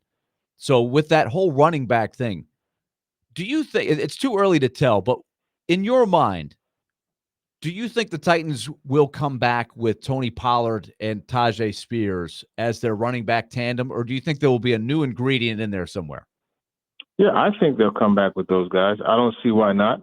Pollard proved that, he's a reliable back. And I tell you what, down the stretch, Tyjae Spears, he had 4 touchdowns in 2 games, down the stretch. So he's definitely someone that I could see them bringing back as part of the duo and running it back with that group. Teron Davenport, ESPN NFL Nation Titans reporter, joining us on the program as he does every Monday. TD, great stuff. We'll talk next week. All right, for sure. Appreciate it. Teron Davenport joining us on the program whenever the Titans hold this news conference, which is expected to be this week, as of now, I haven't seen a confirmed time. And if we are on the air when it happens, we will carry it live. We always talk about winning the news conference, right? And I often don't hear about, new hires losing the press conference, losing the news conference. I don't feel like that happens as often as one thinks. But the Titans absolutely must. This is a must-win news conference. I'm not sure if that's ever been said, but this is a must-win news conference. You have to come out of this news conference, Titans fans, feeling like they know what's going on, and Tehran laid it out. But I think when these two take questions, they absolutely must nail this news conference. I'm sure they understand what questions are going to be asked. They're going to be peppered. And a lot of questions going to be outside of the actual hire. And the questions that they're going to have to tackle with the personnel. It's all going to be about the structure and the process, the right? Previous GM and now the new GM. And listen, I'm with Tehran, and I know there are a lot of people that are sort of, echoing what he says, not just on this, on this show, but the shows before ours and obviously after. What is going to be the structure? You got to convince the fan base that the structure you're putting in place is the best structure for this team, a structure for this team that will get them back to their winning ways. If it comes out and the fans feel as if Brinker has to say that has all to say, that will not be good for the Tennessee Titans. So somehow, some way, they're gonna have to fake it till they make it. They're gonna have to let the fan base know, or convince the fan base that this is the way we're going to be operating, the way that, in a sense, Bergonzi will have true GM authority. He will have say over the roster, and how the roster is put together along with the head coach. If you don't hear that, I think there's going to be that bad taste will linger in fans' mouth if they don't hear a true definitive sort of structure. Because they're going to be looking, if this thing don't go right, they're going to be looking to point it at somebody. They're going to be looking outside of the coach. They're going to be looking to point it at somebody. And if you don't give them sort of a sense of this is how it's going to be ran, then I'm not sure you're going to get the fan base back if you don't win. 615-737-1025 will continue to take your thoughts on the Tennessee Titans hiring Mike Borgonzi as their general manager. 615-737-1025. Coming up next, Mitch Light, college football editor at The Athletic, will help us preview the national title game tonight, Ohio State, Notre Dame, 6:30. You can hear that game on 102.5, 106.3, the game starting at 7. It will join in progress at 7 following the Commodore Hour. But we will have Mitch Light to preview the Ohio State Notre Dame national title clash. Coming up next, Willie Donick, Derek Mason, Adam Vingan, 102.5, 106.3, the game.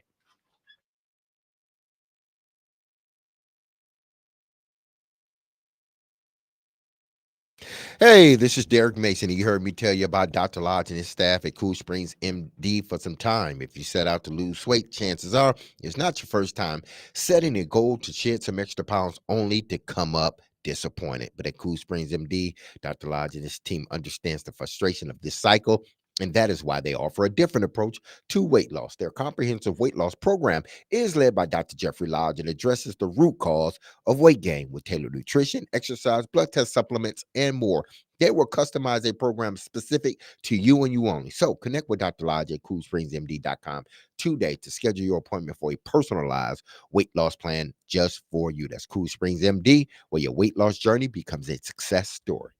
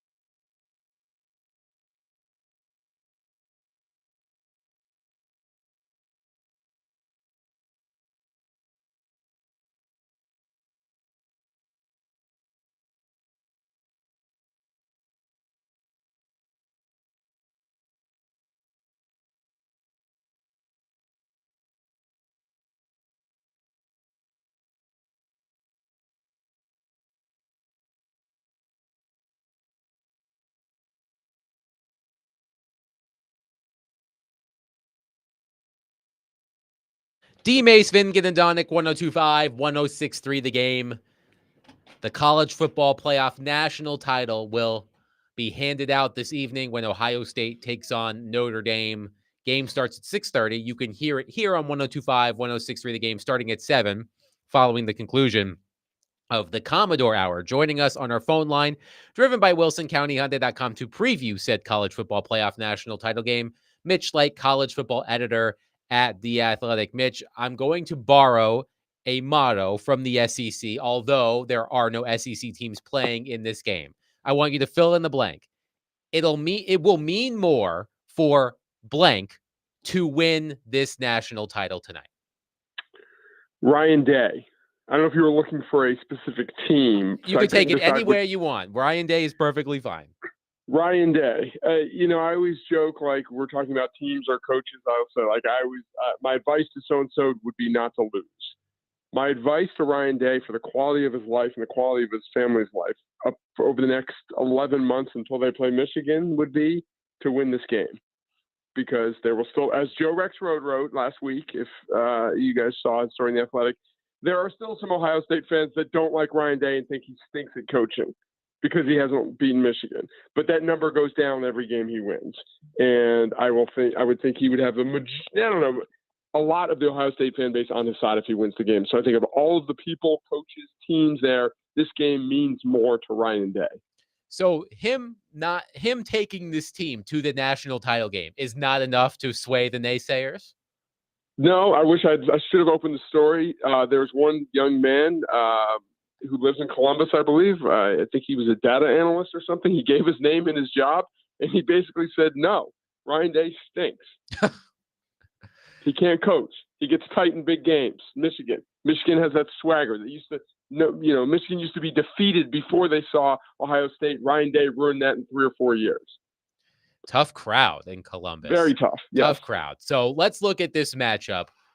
In what facet of the game does Ohio State have the biggest advantage over Notre Dame, and vice versa? Which facet of the game does Notre Dame have the biggest advantage over Ohio State? Yeah, it's a good question. I would say Ohio State's versatility on offense is their advantage. Like Notre Dame is very good defensively. They've banged up in the secondary, but they've been banged up for a while in the secondary. I just think it's Ohio State's ability to beat you with the run or the pass. We saw what Texas did. They took Jeremiah Smith out of the game, but Ohio State still had good success moving the ball. Those running backs are very, very good. Will Howard, had a huge run in that game. He's not as much of a runner as Riley Leonard, but he can still pick up tough yards. So I think that's their advantage. You just have to be. You can't make a mistake against Ohio State and survive. Like they can just beat you in so many different ways. You can make more mistakes against Notre Dame where a 10-yard run becomes a 25-yard run. But if you make a big mistake against that Ohio State offense, it's probably going to be a touchdown, as we saw at the end of the half there with that screenplay. I don't know. I mean, I guess I'd say Ohio State's. I mean, if looking for a Notre Dame advantage, they seem. I would like to say the running game, but Ohio State's been so good against the run. Maybe their ability to kind of like do the little things that win the turnover margin, the big special teams play. We saw what they did to Georgia. I think if they win the game, it's got to be like that. They've got to win the turnover battle, make a play in special teams. You don't need to be the most talented team on that day, which Notre Dame wasn't against Georgia. You just need to play better and make the key plays, and that's how if they win, that's how they'll win tonight. Mitch, I think Notre Dame should go back and look at the Michigan game because Michigan completely out-physicaled Ohio State, and it seems like Michigan is able to do that every time they play Ohio State. And Notre Dame has shown the ability to be physical. They were physical with Texas. They've been physical throughout the whole season. Now, again, you look at the Ohio State game, if you're physical with them, then you have a shot. But in saying that, what would it mean for Marcus Freeman in Notre Dame to win a national championship? Because they hadn't won one since 88, 89, somewhere around there. 88, yeah. So what will it mean, one, for Marcus Freeman, and then two, for the university in their sports, their football program? Yeah, sort of like just validation. For those of us, you're not quite as old as me and Willie, Derek, but you're not a young man either. And you remember growing up, Notre Dame was competing at the top of the sport. Mhm. That you expected, and then there was that little lull for a couple decades. And I was never one that thought the game passed Notre Dame by. People said, "Oh, they can't recruit in the South anymore," and for whatever reasons. I just think Notre Dame always didn't make the best coaching hires, and that's more difficult. They don't have the advantages they maybe had 20, 30 years ago, especially when they had the TV contract. Now every game's on national TV. But a national championship win would, again, validate that we can be Notre Dame. We can stay independent. We can do things our way and still win at the highest level. And I know someone could say, "Oh, they made the playoffs. They've competed for national championships in the past 10 years." Yeah, but they weren't close. We saw what happened in the Alabama BCS national championship game. We saw what happened when they made the playoffs. Clearly now they have kind of made that leap. And for Marcus Freeman, it's just proving that you can maybe you can learn on the job. He was hired maybe before he was ready for a job of that magnitude, but they believed in him, and he stubbed his toes, early, had some losses, lost to Marshall, lost to Stanford at home. Obviously they lost to Northern Illinois this year.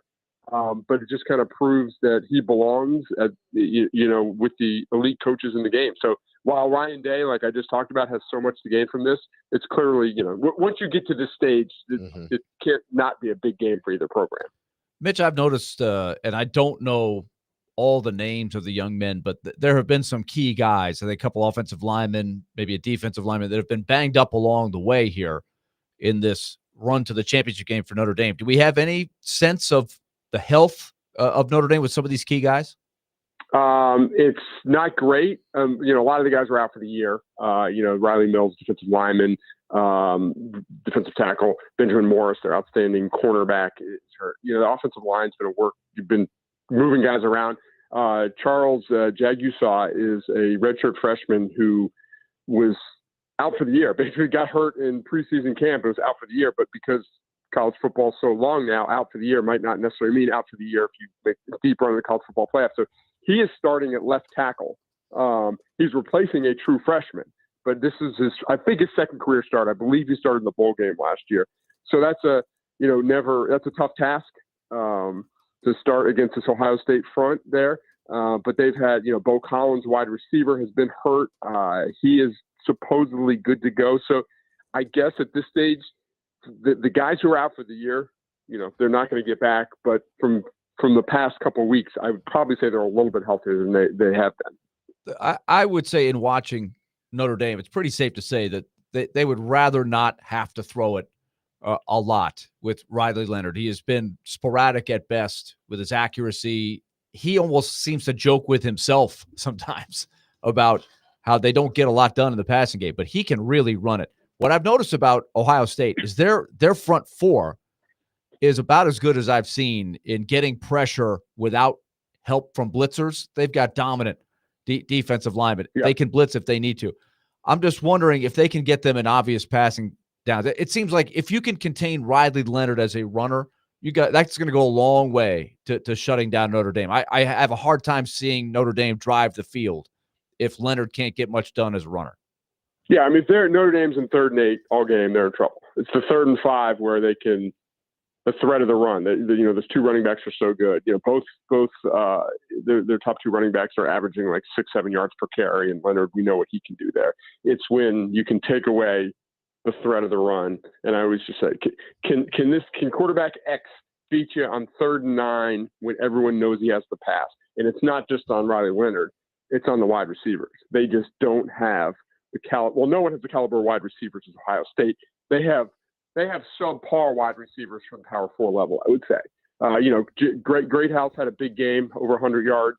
That was a career day for him. They just have not had consistent play from their wide receivers. So I totally agree. It's cliche. This is not breaking ground, but if they can win on 1st and 2nd down, they've got a chance to win this game. If they're not winning on those downs, it's going to be very difficult for them to consistently move the ball. This is a hard one to answer on the front end, but I'm curious how it looks with just the amount of football and time that both of these teams have put in to get there. It's been a long journey, right? And this is the last hurdle where I guess you could say no college football teams have ever had to do this much, right? So I wonder the quality of the game. I'm just hoping this is a good college football game, but I am wondering how each team handles that part of it. Yeah, it's good. That's a good question. I think they've got 9 days off since the last game. I think they'll, sure they're fatigued, the wear and tear of the season, but I think at this point, whether it's adrenaline or whatever, I don't think we'll see. I don't think it'll be like in basketball, sort of different, like tired legs when you're playing a 3-day tournament, you're in the third day.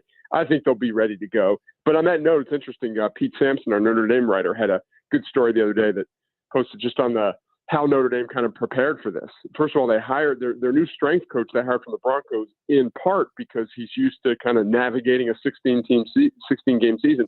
They knew they would have.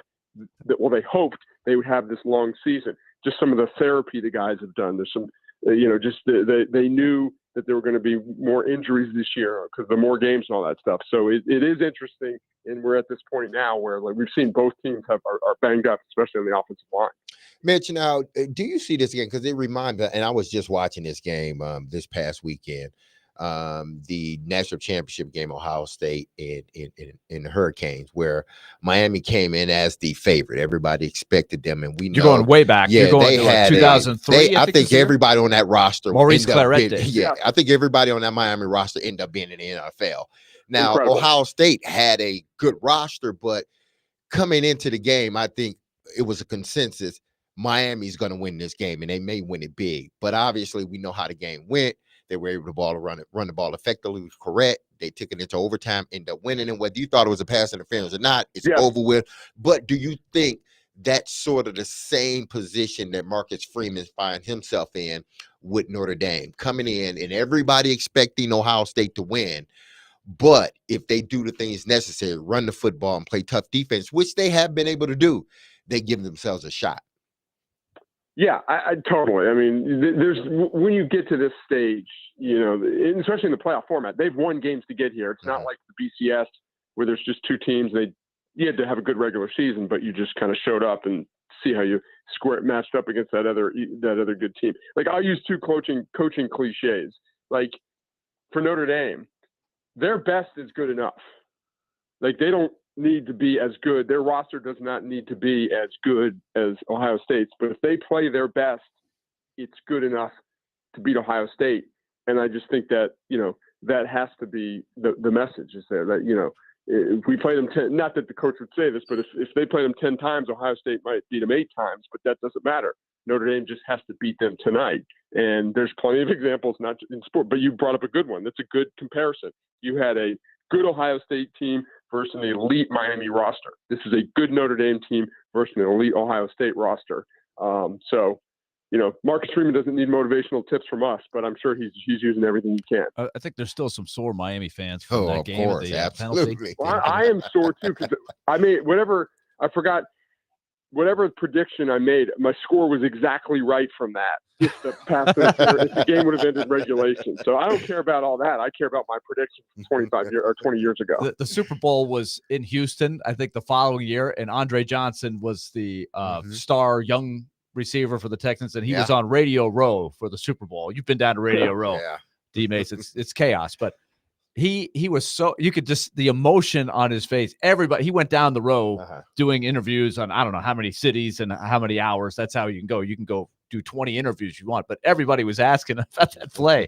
You could tell how upset he still was, and probably to this day. Former Titan Andre Johnson, by the way. Oh yeah, Titan legend. Yeah.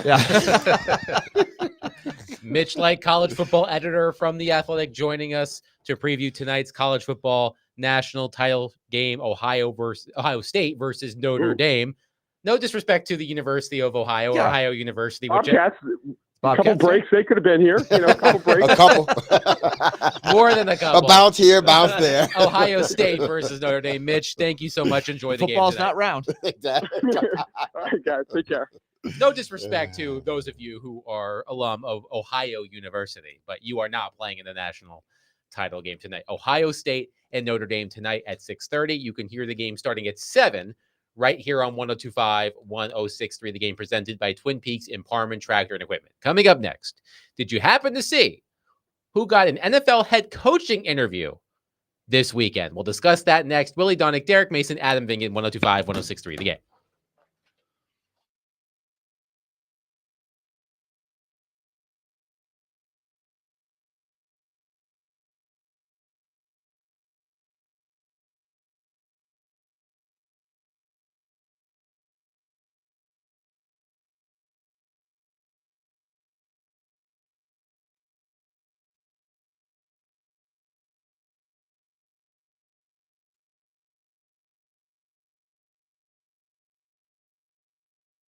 Hey, it's time to tell you about League Company. The Predators are sponsored by League Company as far as their pregame coverage of the hockey team. We'll be at Bridgestone Arena tomorrow. Barrel House, 6 o'clock is when the official coverage starts, headed up by Max Hurst and, of course, Pete Weber and Jay Moore. We'll see what kind of mood Pete is in because he is a huge Notre Dame fan and alum. His wife, Claudia, just as big of a diehard Ohio State fan. So they are in a family feud tonight, all in good spirits. But tomorrow night, the Predators' journey continues against the San Jose Sharks. The Sharks right now leading in Boston on Martin Luther King Day, 3-2, playing a good game under the goaltending of Yaroslav Askarov. So I guess that means he will not be in goal for the Sharks tomorrow. But the Predators' next 2 games are against San Jose, and our coverage with League Company will be with you every step of the way. Nashville's won 3 in a row, so they're starting to play much better hockey here. League Company, in the meantime, has got you covered when it comes to all of your household needs. Now, it is frigid right now. It is putting your heating unit to the test, I'm sure. And if you're having problems right now, it can get really dicey, as we know. So call 615-567-1000 or go to leaguecompany.com if you need an appointment and you need it fast. And big picture, remember them when it comes to all of your household needs and year-round coverage with heating, cooling, plumbing, and electric. It's leaguecompany.com or 615-567-1000. League Company, proud sponsor, Nashville Predators.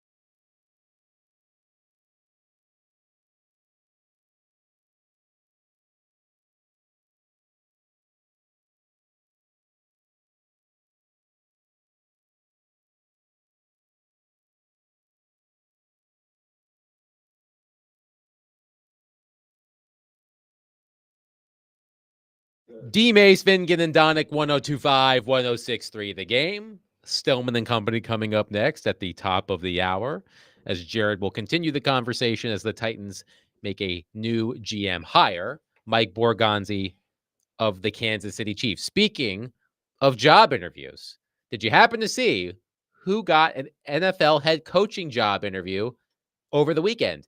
Eddie George. Eddie George interviewed in person with the Chicago Bears on Sunday. George worked with, according to ESPN, George worked with the Bears during the 2023 offseason when he was brought in as a Bill Walsh Diversity Coaching Fellow for a 15-day stretch during OTAs. We know what Eddie George has been able to do at TSU, help turn that program around. And look, I know that Eddie George getting this interview right now is probably to satisfy the Rooney Rule, because you have to have an in-person interview with a minority candidate. But it does speak highly, Derek, of your ex-teammate, that Eddie George is getting an opportunity to interview for a head coaching job. Yeah, I think this is big for him. It just shows you how he's sort of viewed and how he's maturing within the coaching world. He took on a program that was not in a good place as far as wins and losses. And, 4 years later, he's named Coach of the Year in the OVC. His team wins, I believe, a share of the OVC title. They play in the playoffs. They lost in the first round to Montana, who I think end up winning the championship. Yep, they went 9-4 this year. So he's done a lot. And I'm sure with little, he's been able to stabilize that program once again. So mad respect for Eddie. I'm proud of him, who he's becoming as a coach, and hopefully one day he gets an opportunity to continue to go up that ladder if he chooses to coach in the NFL, which it seems like that's one of his goals. Then on the track he's going, the rate he's going, he will be in the NFL sooner rather than later if he continued to show that he can build a program, which he has built at Tennessee State. I know they're going to be looking at this next following year to see how he sort of comes off a winning season.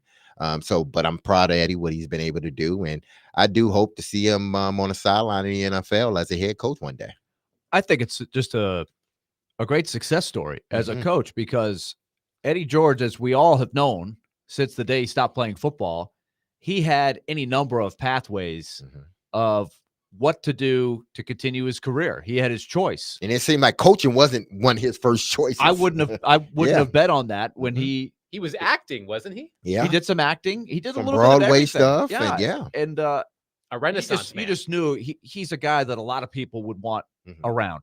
And so he took a venture that, as you said, D. Mace, was a difficult one, right? He could have taken an easy road, right? And this is no knock on the Mannings or anything, but just doing what they're doing is easy, right? There's no pressure. They're having fun. They do the commercials. And that's great. And Eddie could have done anything like that. He took the challenge of taking a program that needed a shot in the arm. He had never coached before, and he's built something. That's a great success story there. And I don't blame the Bears at all for saying, hey, we want to talk to him. That's a winning guy. That's a successful guy. And so we'll see where it leads. This is the first step in the process. I don't think he's going to get the job. That would be an upset if he got it. But you start getting your name out there, you start having more success at TSU, who knows where it can go. I'm curious what the next step is for Eddie George, because look, we saw with Deion Sanders. He's the ultimate example, right? Right. He goes to Jackson State. He takes over Colorado. He turns that program around. I'm not sure how many other coaches, first of all, not very many people in the world have the personality of Deion Sanders. So I'm not expecting Eddie George necessarily to go from Tennessee State to a big program, even though Colorado was a floundering program, but it was in a major conference. I'm wondering what Eddie's next step is. Could you see him moving up to, Derek, you and I were talking about this a few weeks ago. we were looking at like a program like Kennesaw State, Mhm. like a step up from TSU, but still a program I think that just entered Division 1 or at least Division 1A or whichever one it is. Could he take on like the same type of job that he's done at TSU, but with a bigger program? I think the interview with Chicago pushes him further than a Kennesaw State type of job. Yeah. I think if he does leave Tennessee State, it will be a job. And listen, I'm sure Kennesaw State, they've had their struggles. I get it. And I'm sure, it was a good university and a lot of proud alums. But, you don't want to, if you got an opportunity to, coach, at a level higher than the Kennesaw State, you're going to take it. And I think him being interviewed by the Chicago Bears helps facilitate that opportunity whenever it does present itself. I think if he doubles down, come back, and he has another winning season where he's in talks of being the OVC Coach of the Year once again, I can't see Eddie after that being the head coach at TSU. I think there will be too many universities out there willing, and bigger universities, much bigger than Kennesaw State, looking for him to be their head coach. Now, whether the NFL comes calling, I'm not sure. I would love for that to be the case with Eddie. But I think his next coaching stop, if he continues to build, which I think he will, continue to build this program at TSU, I think his next coaching stop will be a Power 5 university. Any final thoughts on the college football national title game tonight? Ohio State, Notre Dame starts at 6:30. You can hear it starting at 7 on this very network. We talked about it just now with Mitch Light. But any final thoughts as we enter what should be a highly entertaining matchup? I know in my household, it'll skew Notre Dame. My father-in-law, a big Notre Dame fan. So I'm sure I'm going to have to put Arlo in the Notre Dame shirt he bought him for Christmas. Uh-oh.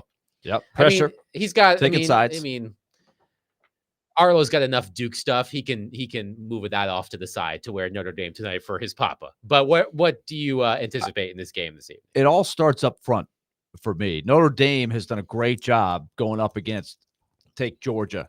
Georgia has got the elite talent up front. Penn State the same way. And Notre Dame has done really well playing against the strengths of those teams and winning in the trenches enough to pull it out, right? It's not super fancy. Ohio State, to me, has the best all-around defensive line and front seven when you get down to it.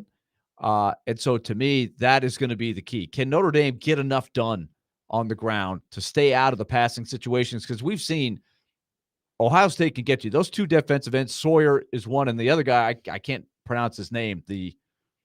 He's got the Samoan type of name. I can't even. Yeah, I've tried to pronounce it. JT Tuamala. Yeah, it's hard to say. Let's not try this. Yeah, that's not try. But it. 40, his number's 44. Yeah, he can get after it. Those guys are really tough to handle without extra blitzers, and they seem to have a good knack of the timely blitzer as well. So I think that's what Notre Dame has got to show, that they can do it again, but and without a couple of their offensive linemen, right, that they've lost on the journey here. So it's clear with the odds makers that Ohio State has more ways to win. They can hurt you down the field. They've got dynamic runners. They've got more of the complete package offensively than Notre Dame does. But Notre Dame seems to have a knack. And I think the Michigan formula would be the Notre Dame formula of beating Ohio State, right? Just kind of make it a trench game, keep it tight, and hope that Ohio State gets a little nervous and maybe gives you a turnover or two. Yeah, I think first they have to stop Jeremiah Smith. Texas was able to do that. I think he was limited 1 catch, 3 yards. So that is the best player on the field, Jeremiah Smith. If you can stop Jeremiah Smith, you have an opportunity to win. You got to be physical with Ohio State, and I think Notre Dame is able to be physical with Ohio State. So, and listen, Riley Leonard's going to have to make some plays. He's going to have to because Ohio State is going to force them to throw the football. They're going to try to, and they don't have to blitz people. They can get to the quarterback with their front four, but they're going to force Notre Dame to throw the football. And let's see if Riley Leonard can make enough plays in the passing game to beat an Ohio State team that's, frankly, I mean, you're watching these guys today, you're going to see a lot of some of these same guys, a bunch of them in the NFL within the next 3 to 4 years, probably a little sooner than that. So you're going against this is a damn good team in Ohio State. They may just be and will have the best roster in all of college football. And if you're going to beat them, first you got to take out their number one playmaker, and that's Jeremiah Smith. And then you got to do what Michigan did to them. You got to be physical, and you got to control the line of scrimmage. Ohio State, Notre Dame, college football playoff national title on the line tonight at 6:30. Coverage starts here at 7 following the conclusion of the Commodore Hour on 102.5. And can we get a 106.3 shout The Game. out one more time for the Commodores? The Commodore Hour is going to be in good spirits tonight, I might imagine, with a great weekend. 2 absolutely knockdown, drag out, tight wins over the arch rival. Great atmosphere at Memorial Gym. More of that, please, is all I can say. But that would be great. And Vanderbilt basketball, men's basketball on the road at Alabama tomorrow. Oh, boy. Tough. Tough That's task gonna be before a tough coming home on Saturday to take on Kentucky. So That Alabama-Kentucky game was a very good game. was a great game to watch. I Very thought both good game. teams were going to get 100 before it was all over.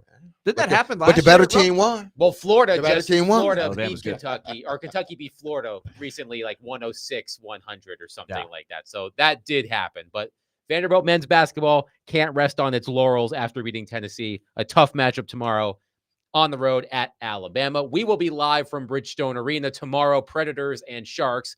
Unfortunately, probably no Yaroslav Askarov for the Sharks tomorrow. I was really looking forward to that. You never But know. You never know. It Predators probably will not start, right? Mhm. No. He's But playing he- right now, as we mentioned before, in Boston. They're playing a matinee. They lead 3-2 in Boston after 2. So we will be live at Bridgestone Arena, Predators and Sharks tomorrow. Stillman and Company coming up next, however, on 102.5, 106.3 The Game. Be love on your people. Have a safe, blessed, and wonderful Monday. Peace.